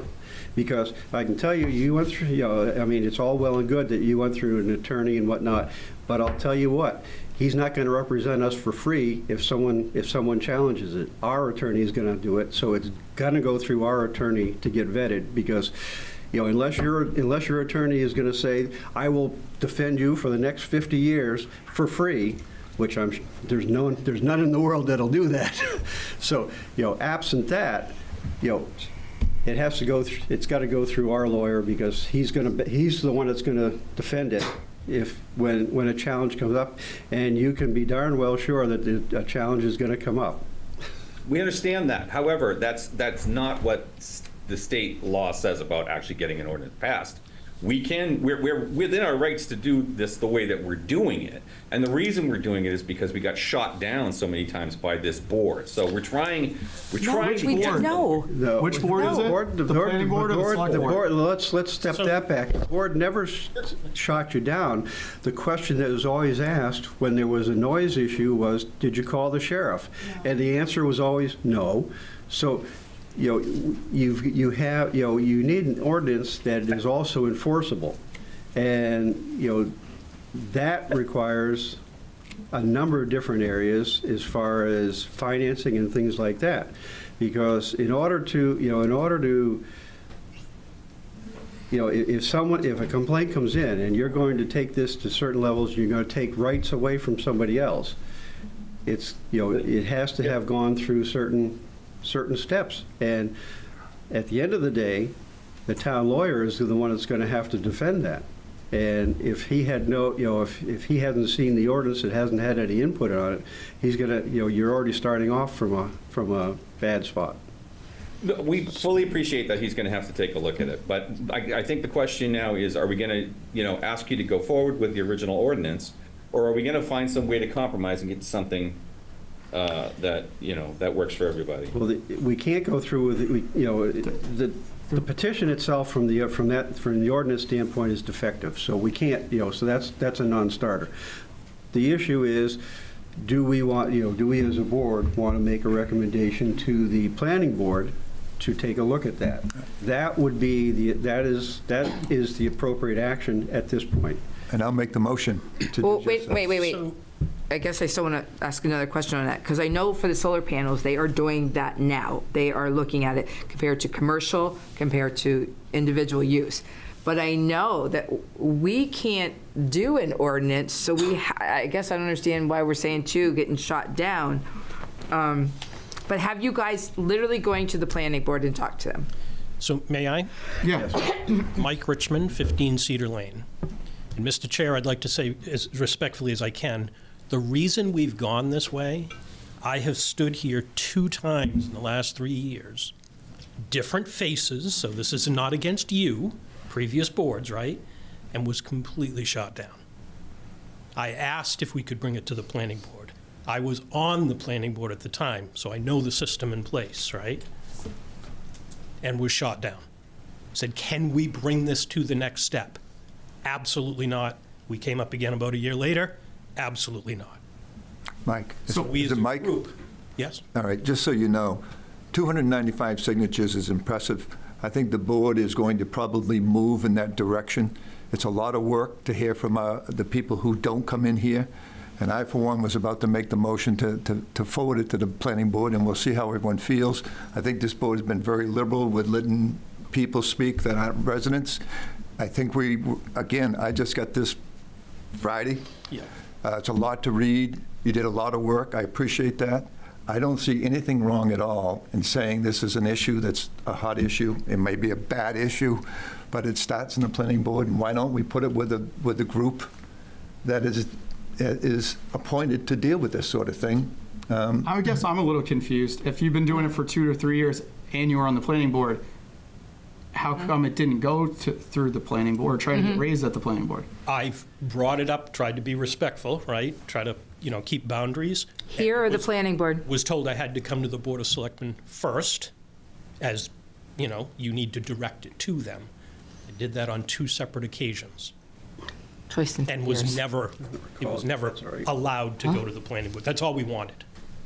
So when we started out, we said, can we please just open up a dialogue? Let's get this going. It didn't go anywhere. So we took it upon ourselves, and I still don't understand why this petition is incomplete. That might be a different topic for a different day, right? We were told we did everything exactly the right way. We were told by the town that all our signatures were vetted. Everything is at the town. The signatures are one thing, but the petition is something different. I can't find, do you know when you sent that petition to the town clerk by chance? February 19th. Yeah, February 19th, okay. Do you guys have a copy of it since you're here? We have everything you need. We have a website. With you? Very robust. We do have a copy. The original one, I guess, is the one I'm looking at. Original petition Yes. with all of the. Not all the signatures, just the actual petition. We can get that to you. I can get that to you. Is it this? I don't know what you're looking at. That's the top. That is it. Yep. Right. I think what we're saying is this isn't, we can't do anything with this. This isn't. No. This isn't This thing not here. legal. Like, we can't, Yeah. you guys can get signatures on something that says something that is not a legal ordinance and then get people to sign it, but it doesn't mean just because you got signatures, we have to go and say, hey, let the people vote on it, because it's still gonna put the town in a liability if something happens to us if we approved an ordinance like this, and we are gonna get sued as a town. No. I think that's the reason why this, what you got signatures on, what he was saying. So that's the cover page to the ordinance that we had all over the table that day. Every single person that stopped in on voting day. Okay. And they took it with them. We had people going, reading it with So we us. don't have a copy, I'm just asking if you guys have a copy of the petition. We can get with the that. ordinance, the original ordinance. We can get that to you. Okay. Yeah. And I do know. Can I just give an informational point here? Peter Levitt, 2 Levitt Road, co-chair of the current draft comprehensive plan.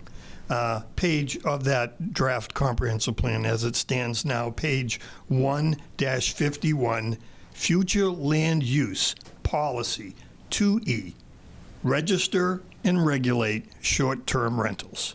So, deal with it now, wait till you appoint the implementation committee for the comprehensive plan, but obviously, you're going to be dealing with this at one point or another. Could you have, you sent an email to the town manager. Did you ask that it go forward? I don't see it. I'm sorry. And it's not that you didn't send it. I'm not saying that at all. An email? Yeah. Was not sent. I hand delivered the citizens petition at 10:45 a.m., February 19th, 2025, and signed by Sue Carr in the town hall. That she received because it. That she received it because Melanie was on vacation. Okay. And Melanie returned that following Monday. And I had at least one conversation with Melanie asking about the status of the signatures. And she stated that everything was fine. All signatures were vetted. I asked if she needed anything else. She said no. And within a day or two, it was on the agenda for tonight's meeting. And I guess I'm not speaking on behalf of Mel, but I think that she's telling you everything is fine with the signatures. Correct. Yes. So not as far as anything else with the petition. Well, okay. you know, at this point. But we did, I apologize, Joe. I mean, at this point, you know, we're not gonna act and say that, you know, this is an ordinance that should go to town meeting. What we're going to, you know, the only thing that we're going to do at this point is make a recommendation to the planning board to look at short-term ordinance and look at it in conjunction with what you've, but also what's been done at other towns. Because as I say, I know that Casco did one. They're started off this big, huge document that narrowed down to more of a concise thing too. So I mean, we've got some work that's been done in other places. So, you know, let's let them do their work on that. Just understand too that, you know, going through, you know, by going through the planning board and whatnot, there is a defined process as it goes through there, and hearings and public hearings and whatnot, ultimately ending up with an ordinance that then would go to town meeting. Nothing is done until a vote at the town meeting.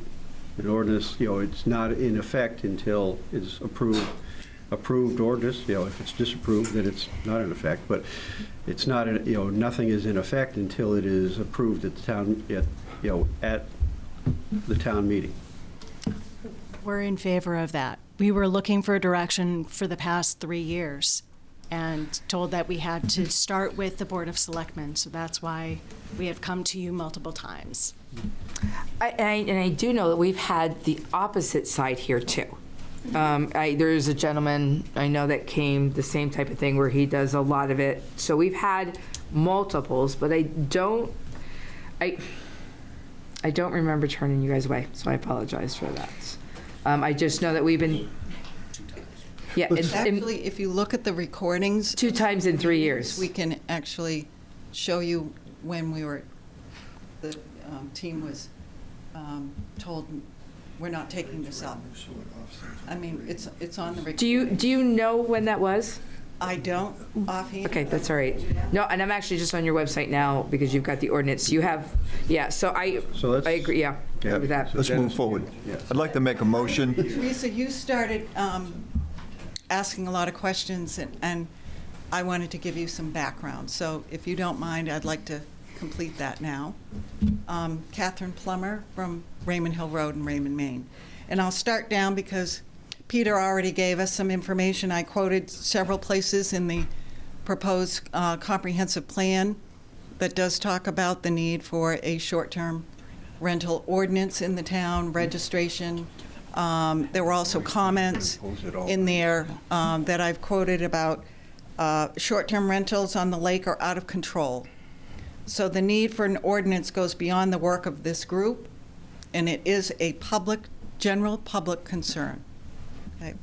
The expansive growth of the home share short-term rental market is not unique to Raymond. Although the growth experience in southern Maine is the highest in short-term rentals in the entire nation, according to AirDNA. Supporting these rental units is explosive growth in rental platforms and management companies supporting this space. And as a result, this has spurred an increase in short-term rental ordinances across the nation and in Maine. There are more than 40 communities in Maine with short-term rental ordinances, and it's growing. The following have short-term rental ordinances: Kittery, Kennebunkport, Freeport, Rockland, Bar Harbor, Portland, South Portland, Falmouth, Casco, Bangor, Old Orchard Beach, Belfast, Wells, Scarborough, Gray, Ogunquit, Brunswick, Freiburg, Cape Elizabeth, Camden, and the list goes on. Naples and Bridgeton are also working on their own ordinances currently. Even the Land Use Planning Commission, the LUPC, which establishes rules and regulations for the unorganized territories in northern Maine, have developed a short-term rental regulation which will be going into effect very soon. The LUPC regulates these kinds of ordinances. They do not ask for votes. They simply put them in. And as this is relatively new industry has evolved, a few have emerged as experts in the area of policy development, implementation, and compliance services to consult and support local municipalities. A national expert in this field is Granicus, Inc. Their website provides detailed recommendations on effective STR ordinances. The latest draft of our Raymond STR ordinance was analyzed against these recommendations and found to align with all of their recommendations for successful ordinance, including having a published good neighbor guideline. The draft ordinance not only aligns with what experts recommend, it is also very similar to many of the other town ordinances mentioned previously, as the group has painstakingly reviewed and analyzed many local and national ordinances. Development of an ordinance in and of itself is only part of the solution. You spoke to that about, Ralph, about the cost and what would it take.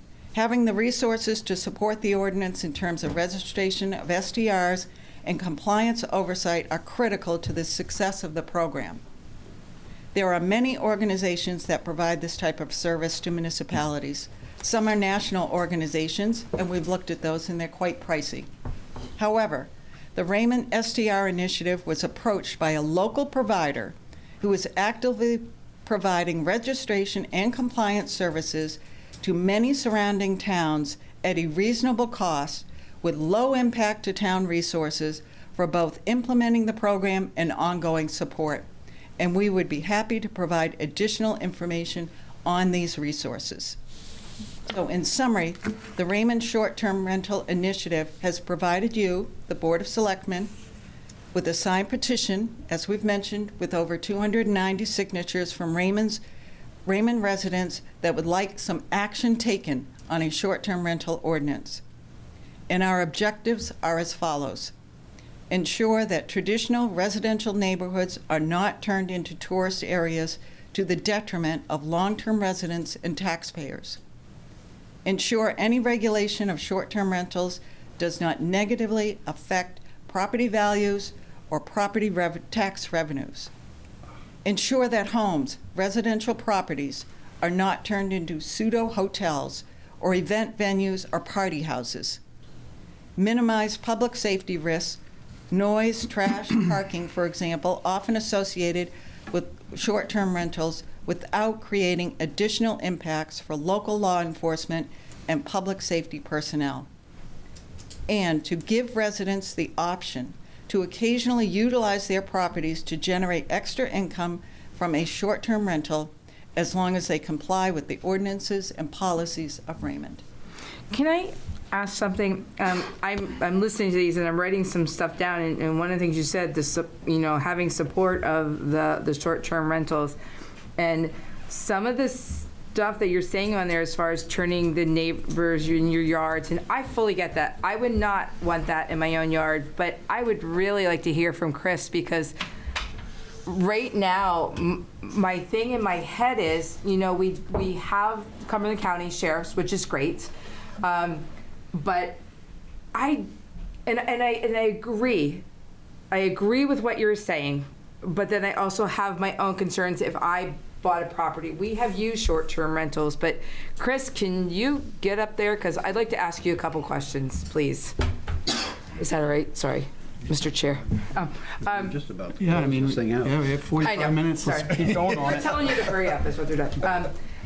My concern is enforcing this, because you guys are not the sheriffs. This stuff usually happens, like when they're sending off firecrackers, fireworks, trash everywhere. You probably do get calls on it. Give me your view on this thing as far as what you've seen. Sorry. Thanks for putting me on the spot. Yep.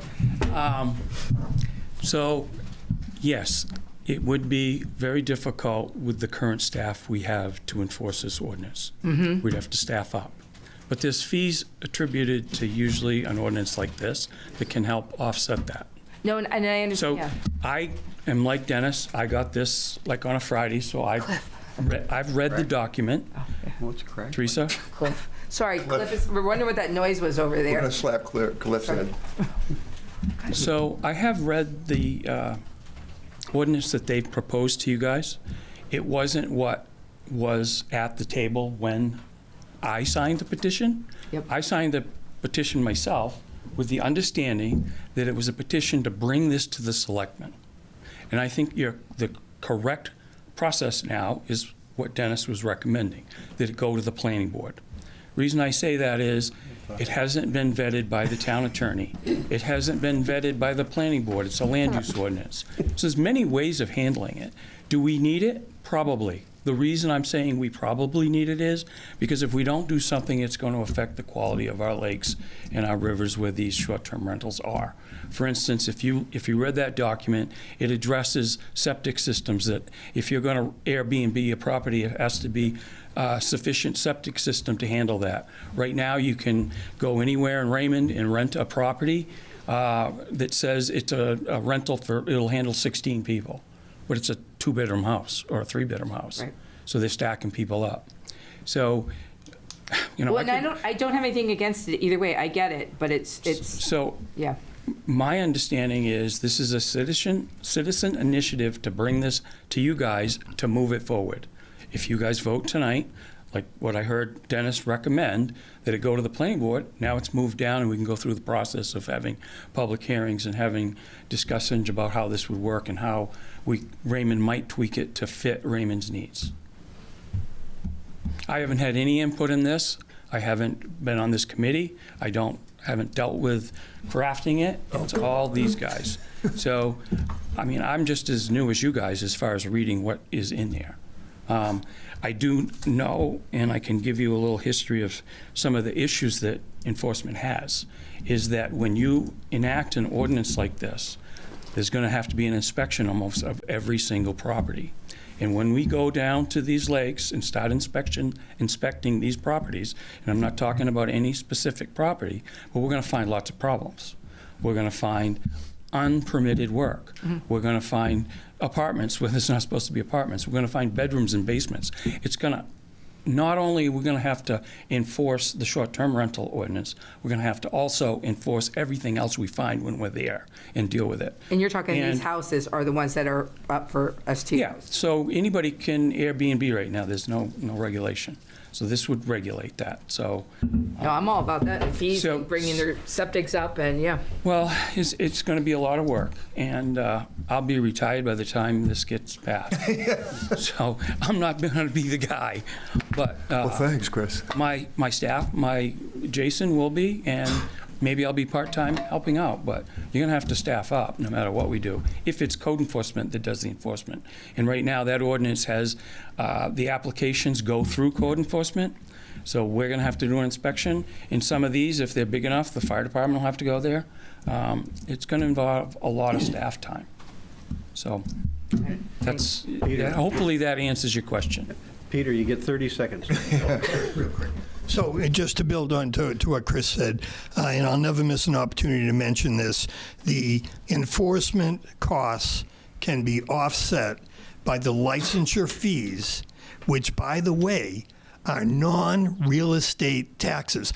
Every one of you up there should light up with hearing that. The interim town manager should be writing this down.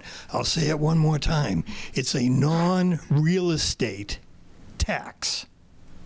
Thank you. I think we're ready. I'd like to make a motion that. I'm not a big lighting up person. We have David also. More regulations. Well, he spoke once. Yeah. Can I just say one more thing? Dennis, 30 seconds. throw the motion out now. Regardless of what happens here tonight, I hope that you don't, we've been working on this for 3 years, and please, use us. We're a resource. We've got tons of information, and we'd be happy to work with the town moving forward on this. That's all. Thank you. Derek, do it now. Thanks, Dave. That was I think we're trying to. I'd like to make a motion that we actually forward this input and information they've gathered simply to start the process with the planning board and give them an opportunity to the 200-plus people who signed the petition and know that we're moving forward with their concerns. Is there a second? All those in favor? Motion is carried. Next item, consideration of townwide child safety policy. He's still not here. Richard's still here? I don't think No, so. he didn't. He wasn't on there before. I don't think I saw him. Yeah, no. Okay. So Joe, you got it. All right. So this is something Yeah, Richard wasn't here. drafted by Richard and I as Parks and Rec Director it's more so geared toward library, but could also be used towards Parks and Rec as well, dealing with children and events and programs. For Parks and Rec, we will most likely have a registration process, so we collect the names and we have the parent contact, everything prior to the program initiating. Their library and sometimes Parks and Rec will have events that are more drop-in and could entail a younger child there, possibly unattended. So this is a policy for the town of Raymond to have, and as reference for those departments to use for volunteers, staff, stuff like that, in case they get into a situation. So that is the child safety unattended child policy. So that's an issue you're dealing with. What do you have for solution? What do you do if you find someone in a car for 15, 20 minutes? Is that in here, the solution to what you're going to deal with? I haven't had a chance to read it, to be fair. It's more, I mean, I don't think we're going to be going knocking on cars, but if they're dropped off at the location, then yes, you have a certain amount of time. After 5 minutes, you try to make a phone call to the household if you have it. If available, after 15 minutes, emergency contacts will be called if they have it. And then after 30 minutes, staff will contact the Cumberland County Sheriff's Office for assistance, and then notice will be posted at the facility, inform the parent guardian of the child's location. Staff member will remain with the child until parent guardian or law enforcement official arrives. So. I would, at the end of that, I would change that. I would not wait 15 minutes. If you can't, after 5 minutes, if they're not sitting there, then you call you call the backup people right away. Because if the backup people are saying, wait a minute, why aren't they picking up their kids? They're going to be getting on the phone with these people right away and say, where are you? And come get your kids right away. 30 minutes, that's too long. Because that's also taking up your staff. It's also, okay, you got a child there that's not getting picked up. No, these parents need to be, I'm sorry, on top of it. I know, like with daycare, that you have to have the backup and you have to have text messages, you have to have phone numbers, you have to have emails, all of this. And I would say 98% of Parks and Rec programs, we have all the contact information. Yeah. Richard's situation is a little bit different because his programs are not, there's no prior registration to some of the events at the library. So that's why this is in here. Yes, it could be applied to Parks and Rec, but most of the time we have all these more specific steps in our protocol. So this is more for Richard, and if, say, he has a fill-in-the-blanks concert where, kids are there, and all of a sudden they're picking up stuff, and they realize that this child's parents aren't there, what to do in that situation. 5 minutes, and after that 5 minutes, you don't wait 15 minutes, you call that emergency contact. Okay. I wouldn't even give them that extra time, I'm sorry. So, and just to clarify, Richard might not have that emergency contact because it's a drop-in type of program. Then they need to sign up when they come in as a drop-in and put a piece of paper there that all the information, either the parent has to be there with them or they have to sign the phone numbers and an emergency contact. Set up a lost and found. Yeah. They're not, you just, huh?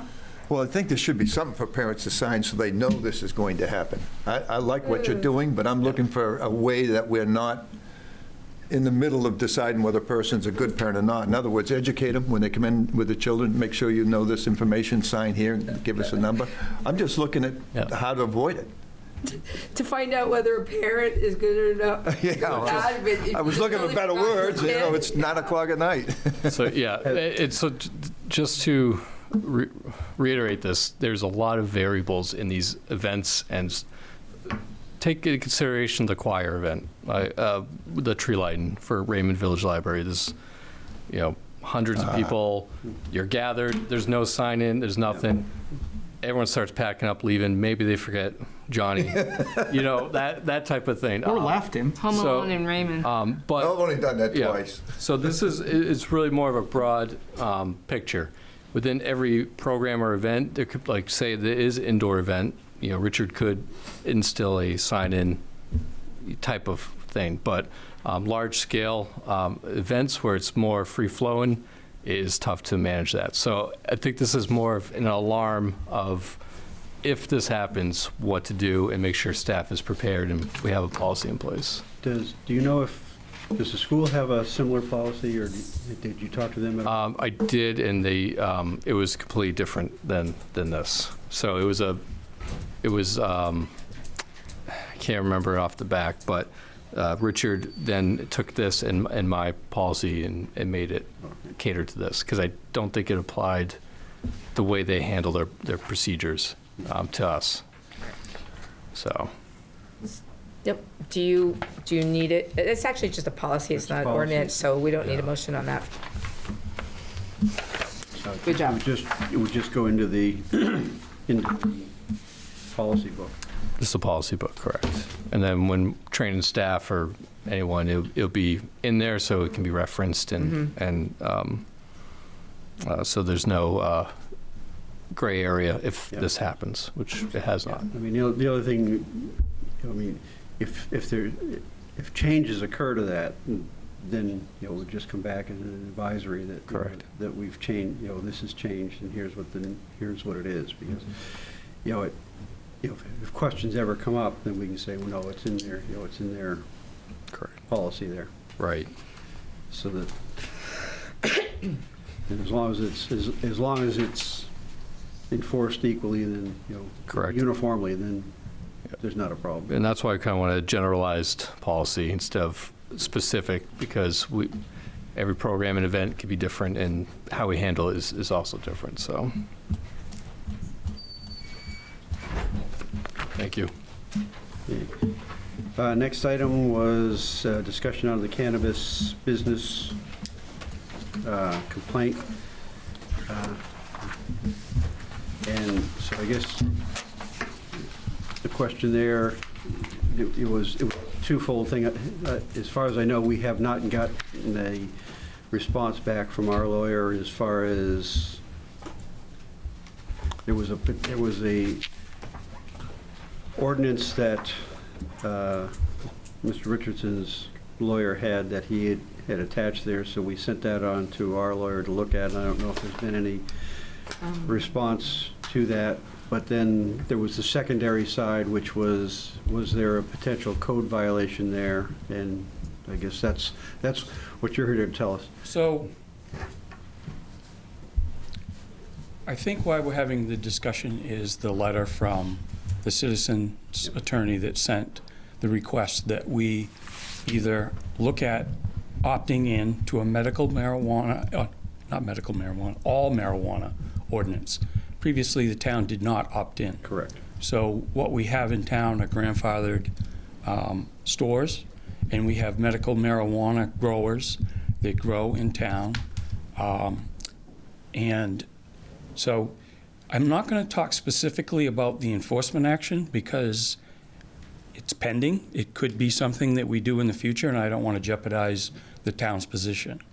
But I will say that I think what the discussion tonight should be about is whether we want to opt in or send it to the planning board to talk about possibly regulating the cultivation, selling, manufacturing, all the different uses that go with marijuana. What makes it difficult to do enforcement of actions with medical is from 1999 when it was first allowed, medical marijuana, and then 2016 when they did the vote that allows people to grow as caregivers and the amount of plants that they can grow. There's more legislation coming down the pipeline which will increase that amount. But right now, I don't know how many grows we have. I only know of a handful that came in to do business licenses and actually do home occupations and doing it in their garages or in their home. And there are certain regulations that I can enforce about home occupations. But agriculture and growing marijuana is a difficult thing. Part of it is odor control. If it's grown outside, there's no odor control. If it's grown in a hoop house without air scrubbers, there's no odor control. Odor is the biggest complaint. Even when people do grow it indoors, I had the opportunity to work in Wyndham where there's 9 medical marijuana stores, 2 adult use stores, hundreds and hundreds of grows and commercial grows in Wyndham. Every one of those grows, even though that they're indoors and they have carbon scrubbers, there's still odor. If you drive through Wyndham, you can't go down 302 without smelling it somewhere.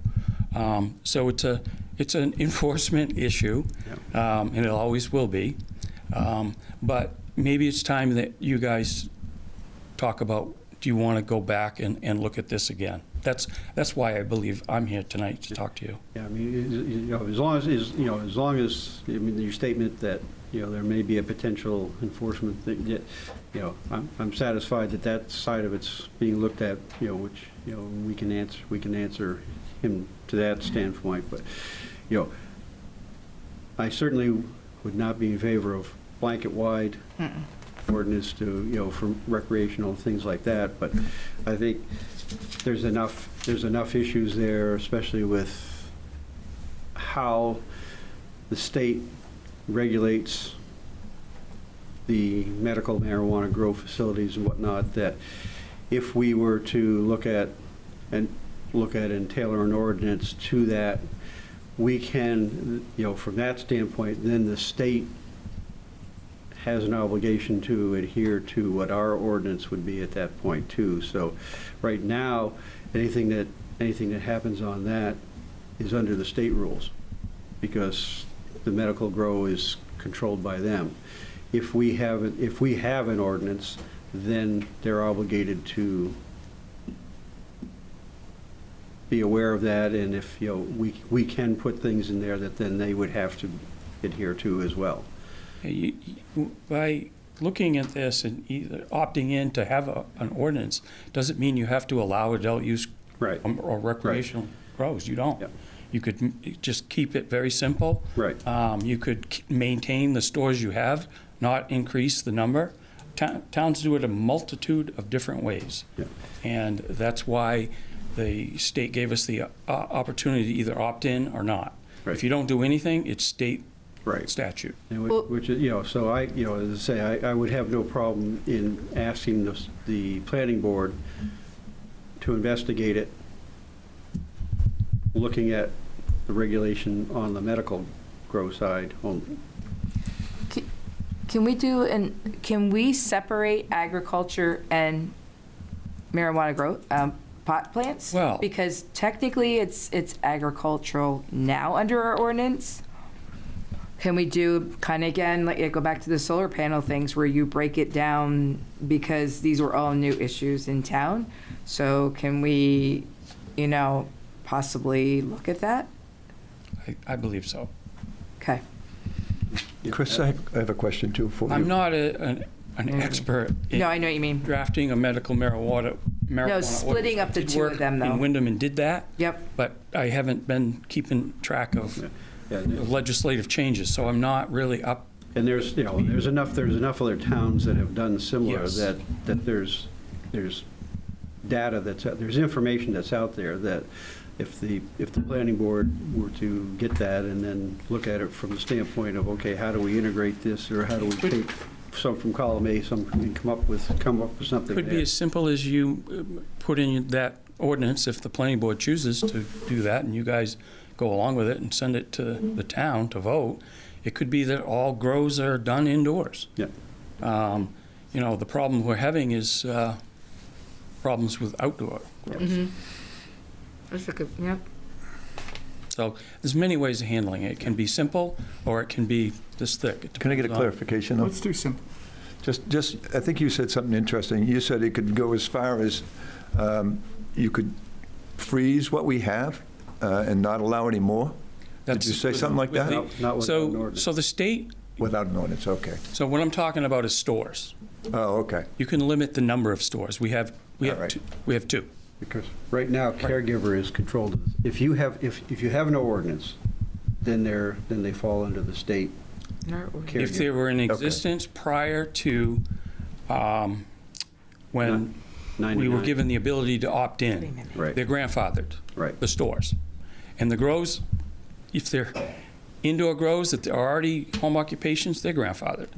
But somebody that's growing outside that doesn't fall under home occupation, that's another issue. Okay, that's what I was But whether it's grandfathered or not, I'm not quite sure. So that's why I've been very leery about doing any enforcement actions on outdoor grows at this time. Right now, there's no setback for growing plants to a property line. Anybody here can grow marijuana at their home. It just can't be visible from public view, believe it or not. That's how it's written. So we have a situation where it doesn't meet a big setback. But even a big setback, if you have a grow, let's say you have a grow and we set the limit, it has to be 50 feet back, like agricultural for piggeries and things like that smell, we have a 50-foot side setback. But 50 feet with marijuana isn't enough. Yeah, no. It travels for sometimes miles. Yeah. So, that's why a lot of towns opted to have it, you grow indoors and that's it. So I think, you just have to decide whether you want to kick it to the planning board or we don't do anything and just try to muddle along. We don't have a lot of complaints. I have one. No, but as, as things change, if we were, may have if we were next to, year. I don't to know. craft, if we were to have the planning board work to craft an ordinance, and there's gonna have to be some given back and forth, but, again, like any, it's not a quick fix. No. This is a methodical. Then again, we're at the same thing, enforcement. Yeah. I can smell marijuana. My associate, Jason, can't smell it very well. So, what's the limit that's acceptable? Yeah. What is nauseous odor? We spread manure on our fields here in Raymond. Yeah. That stinks to high heaven. The But we allow it. definition phase is Agriculture. always the hard phase. I mean, how do you define, it's like a noise ordinance. How do you, There you go. how do you define a noise ordinance? Is it That'll be part of the short-term as a rental one-time thing, or is it it's kind of like the barking dog ordinance? Yeah. There's still one more piece. I mean, gun range ordinance. Yeah. Yes, Desiree. Hi, I'm Desiree Berry, 156 Raymond Hill Road. I just wanted to bring some background information, just some important information for you guys to consider and to think about. This is like a very multifaceted issue that you're discussing. There's recreation opting in, there's commercial medical marijuana growing, and then there's also home cultivation. I just want to come here to really lay the basis that you guys need to, I hope, and urge you guys to protect small-scale home-based cannabis cultivation, medical cannabis growers who grow in home occupations. They are not big cannabis businesses. They're small farmers. They are caregivers, and they provide a medicine to patients in our neighborhood, in our communities. And they are acting within a law in a heavily regulated market. Raymond is has a rich agricultural history. Many people in this town live in rural residential zones. There are small farms, livestock, manure, like we've all discussed. Cannabis is no different, except it's also a legally recognized medicine. The Maine state law, Title 22, subsection 2423-A, specifically and explicitly protects home cultivation for medical patients by medical cannabis caregivers, and for adult use, Title 28-B. I submitted this all on Friday. I'm not sure if you guys got it or not, but it is about adult use specifically, and that there are no additional zoning restrictions or fees when it comes to the 3 adult use personal plants, including plant limits, licensing, pesticide use, things like that. When it comes to home cultivation, which is what I really just want you guys to really think about when you move this forward to the planning board, if that's what you decide to do, is that small home cultivation cannabis caregivers are already regulated on their limits. They pay a heavy licensing fee to the state. They have to have a pesticide applicator use license, and they are subjected to randomized inspections. I know that on January 14th, OCP came and talked about how the town receives no benefits. That's just not true. Caregivers spend money in the town. They hire local contractors. They raise property value, and they contribute to the sales tax base. Obviously, we know a portion of that comes back to Raymond through municipal revenue sharing. I know that this is about one specific complaint that was launched, and but we're here talking about the bigger issue. Odor is obviously an issue, but we don't, in the town of Raymond, currently regulate any other farm odors, livestock manure, fertilizers. There is the 50-foot setback, which is understandable if you wanted to implement that as well. But again, we don't regulate those odors. And I just don't want to unfairly, discriminate or single out small home occupation medical cannabis caregivers, especially in rural residential areas where there are small farms. Yeah, that's just the main thing. I just really want to provide some context to this. because, you know, new restrictions and recommending any new restrictions would disproportionately harm the small farmers, and it wouldn't solve any real problems. We all know with stronger restriction just pushes more things onto like a black market, which we don't want to have that issue here in town. Yeah, that's really all I have to say. I did submit a paper. I'm not sure if you guys got it or not, and if you didn't, I'll make sure if this goes forward to the planning board that they do receive it. But I just really want to advocate for us supporting and making sure that we are protecting the small farmers. Medical cannabis caregivers are small farmers in town. They are important and they deserve to be protected fairly. Thank you. Sean?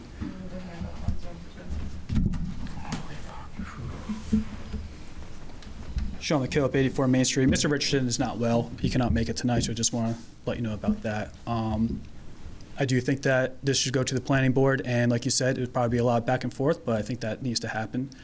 And I'm all for seeing what the planning board does with it, and that they bounce it back to select board and then back and forth. I think that it's a challenge, but it needs to happen. So, Jennifer. Jennifer? Hi, Jennifer Danzig, 38 Pulpit Rock Road. I don't have a ton to say on this other than just playing devil's advocate with respect to the odors. When we talk about that, you know, farmland odors for manure and this, that, and the other aren't regulated, et cetera. The difference between marijuana and like horse manure is like there are people in recovery that are alcoholics and drug addicts that are in recovery. They may have, you know, a day, 30 days, 30 years, but the difference is if they have lived in this town for however long they've lived and they're in their home and somebody moves in next door and decides to plant a whole bunch of marijuana plants that are outside, that aren't part of the home occupation rules, that are inside, and that odor gets out into the air and into that person's yard, like the elderly gentleman who originally brought the complaint who has breathing issues, which is a separate medical issue. But I'm now talking about people who have worked really hard to overcome addiction. The smell of that marijuana can trigger them and they could relapse, right? And it might not just be relapsed for marijuana, they could relapse with other substances as well. So I guess I just wanted to make that distinction about the difference between like normal agricultural product like odors and marijuana odors, because they have very different, you know, one is a drug and it's legal for medical purposes for some people, but for other people that substance, it could literally be a death sentence because of where they're at in their recovery and what it could do for them. So I would recommend that it go to the planning board so that there can be open discussion and public comments and that everybody can be heard on the issue, because it does impact people in a variety of ways. Thank you. Thank you. So the feeling of the board that we should recommend this to have the, what I would almost, you know, rather than taking a motion, we can still pass it along, but I would almost expect that they would want to have some sort of a workshop or whatever to get some guidance on which, you know, what we're thinking, what they're thinking, so they can go down a set path. So Chris Joe, can you have Chris? I'll talk to Chris, yes. Okay. Okay. You all set with me? Yeah. We'll try. Next item, public comment. After sitting that whole time, you She's earned it. I've sat at longer meetings in the Appropriations Committee, for example, as you probably understand all too well. Grace Levitt, 2 Levitt Road. I appreciate the recent mention of manure. You could entitle these comments as beating a dead horse, although I guarantee you I would never beat a dead horse and I would never beat a live horse. I just would not beat them.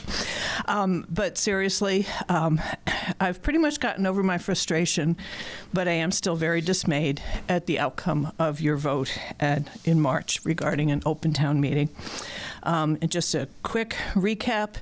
In December, at your first vote, it was a tie vote because there was a select board member that was missing. So it was 2 in favor of in-person, 2 for the secret ballot referenda.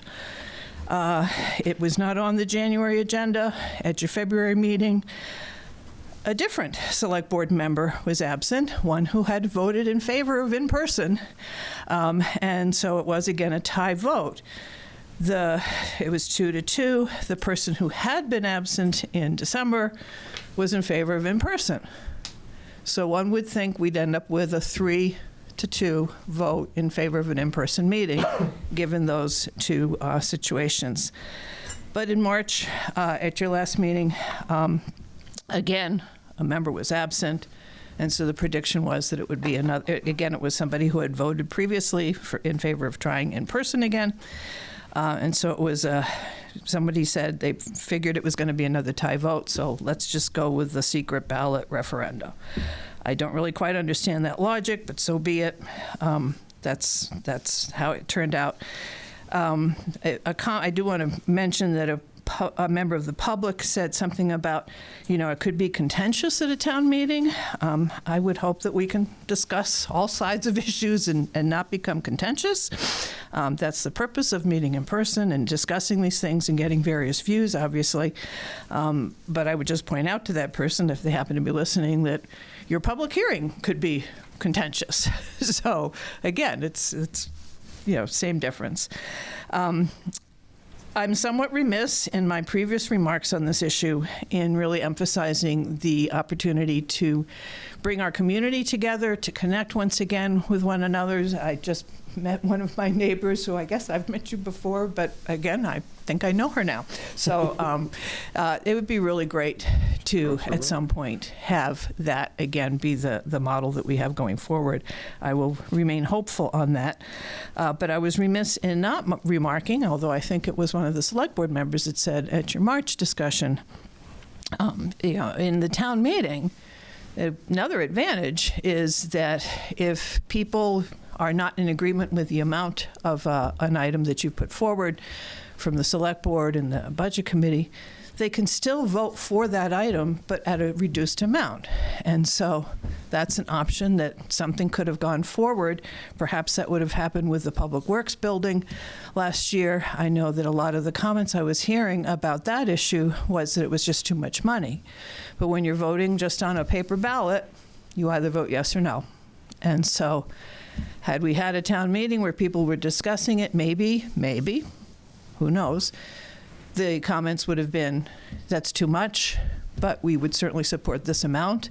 And by now, something might have been in the works for Public Works, which I think it was generally felt from people I heard from that, yes, we need this. And now it's been delayed quite a bit of time. The last thing there's 2 more things I want to mention. Prior to COVID, when we did have in-person town meetings, I think a lot of the people that were favoring the secret ballot had never really had the chance to experience a live in-person town meeting and didn't quite maybe see the value in that for that reason, possibly. I will ask of you, please, for the May 13th meeting, that will be a select board meeting and also will be your public hearing on the town warrant. Please post it as a public hearing on the town warrant. When I went back to the last few years, the public hearings that you had on the town warrant, I did find them. I didn't realize that you had them because it was listed as a select board meeting and it was an item as part of the select board meeting. And the minutes reflected that the public hearing was opened on the town warrant, and 1 minute later it was closed because there was no public comment. But I would suggest to you there was no public comment because there was no public there, because they did not know there was a public hearing on the town warrant, unless they did go and check out the agenda for the select board meeting, which I now routinely do, but I obviously wasn't doing it at that point, or I might have been here and at least you would have had a 2-minute public hearing at those meetings. So again, please post it in a way that it's clear that that is what that is going to happen that time, that it is not just select board meeting, and that it is saying public hearing on the town warrant, so people can indeed be alerted to the fact that they can come and discuss some of the items. And I guess the only other thing I wanted to mention, but I can wait for the public hearing, but I'll mention it multiple times, maybe something will happen. I would really hope that at some point, since you haven't finalized the warrant and you're doing that Thursday, that you might reconsider, if you could, that we do pay our fair share as a town for the Lakes Region Explorer bus. I know that you're looking at the van service, and that's a great thing, much more expensive thing, but certainly a great thing that I imagine will be very useful. But some of the comments in that discussion I heard were, well, they can get the ride to the Wyndham stop for the bus into Portland or to another stop for whatever. But it just doesn't seem fair that Wyndham's paying their portion, Casco's paying their portion, Naples, Bridgeton, et cetera, and we're just going to take advantage of that. I would think that that should be something that we should be doing. It only seems fair to pay our fair share of that. Thank you very much. Peter Levitt, 2 Levitt Road. I wrote it down. It's under 3 minutes. Okay? And just to dovetail on to Grace's comments.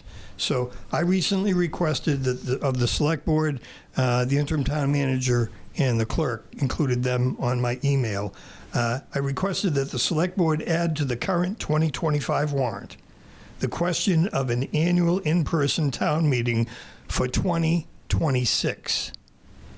To be decided by the voters of Raymond. That would be at a secret ballot. I am disappointed, but not surprised, that my request of the Select Board was ignored.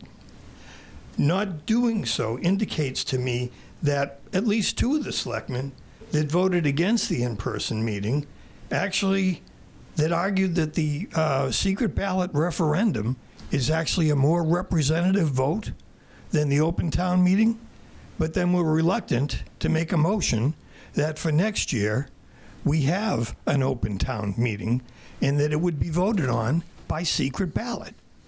So that was just curious to me. Placing the question on the 2025 warrant would have also allowed a debate, discussion, and a teachable moment at the upcoming public hearings or informational meetings. Obviously, it's not on the warrant, so it really won't be discussed. This is another missed opportunity to address the identified issue involving inadequate town communications with the public. While Maine statute does allow for the Select Board to decide whether the warrant is voted on by in-person town meeting or secret ballot, there is no prohibition on having the question decided by the citizens. I do not believe that the Select Board vote at their March meeting regarding the town meeting format was a compromise, although I believe that's how it was sold to the public. A compromise between secret ballot and the in-person town meeting, since statute, Title 38, subsection 2528, a public hearing is required to be held prior to the referendum by secret ballot. And so you really didn't decide anything that was out of the norm that you've been doing for the last 20 years, except what you did tonight was to schedule an informational or public hearing, however you want to call it, at a more convenient time for the voters of the town. Town government should do that always. And so the reason that there is no statutory public hearing prior to an in-person, I know you all know this, but I think it got lost in the fog of the discussion, is because in the in-person open town meeting, that is the public hearing. After the discussion, the debate, it's followed immediately by a vote. I believe that you were wrestling with maybe some sort of composite vote where you would have the discussion one week and then next week you'd have the vote.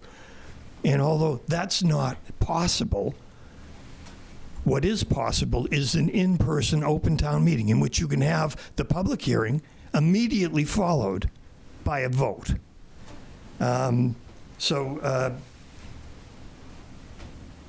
After the individual warrant articles are discussed and debated, as Grace just mentioned, what can happen in an open town meeting is that with limitations, the voters at that open town meeting can decide to reduce or to modify a warrant article. You cannot do that with a secret ballot. And so, in reality, I believe, from my perspective, that your decision to go to secret ballot over an open town meeting restricts some of my voter rights. Think about that.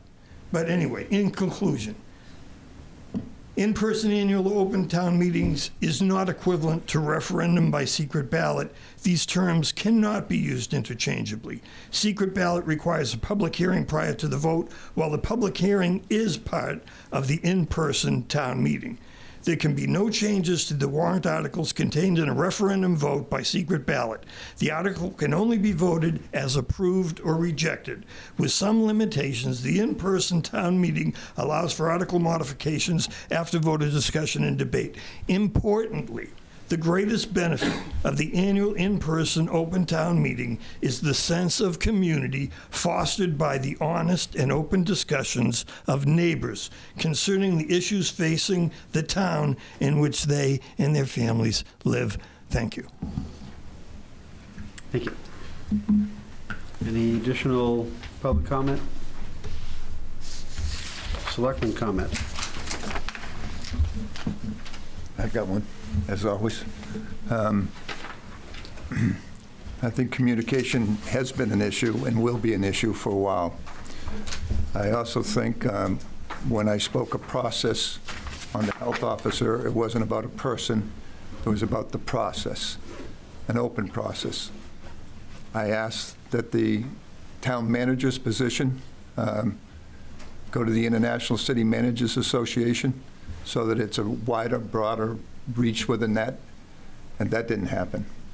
I also think when a person gives a notice, a 30-day notice, that's the time we start advertising, not at the end of the 30 days, and not with a 30 or 33-day window of accepting of applications.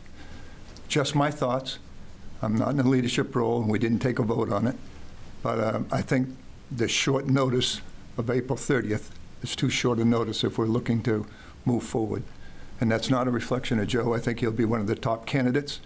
Again, it wasn't a criticism of the health officer. I just have a different view of where it should be. I think this process is very short to find a town manager. Thank you. Another selectman comment? Town manager reports. Yes, let's, well, the report, I've only been here for 12 days, but I want to confirm the dates, May 13th for the select board meeting, and that will be also the public hearing. We already confirmed that for May 13th. And if we could set a June meeting date. I know that second Tuesday is the ballot, so I don't know if we set a date for that meeting before or after. So I don't know if it usually falls on that second Tuesday. Well, that Tuesday is the election day, so election, yeah. Wouldn't be that day anyway. The 10th? Yeah. Could do the 17th or 3rd.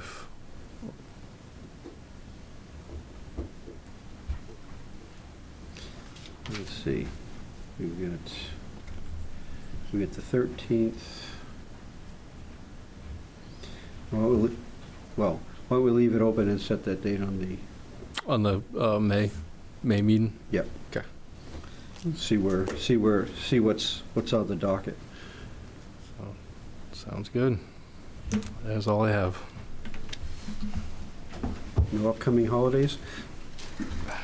I don't think so. Not before the next meeting. think Memorial Day is on Monday, right? April is Patriots Day. Without your vote anyways. In that case, I'll entertain a motion to adjourn. Motion to adjourn. Second. All those in favor? Meeting is adjourned.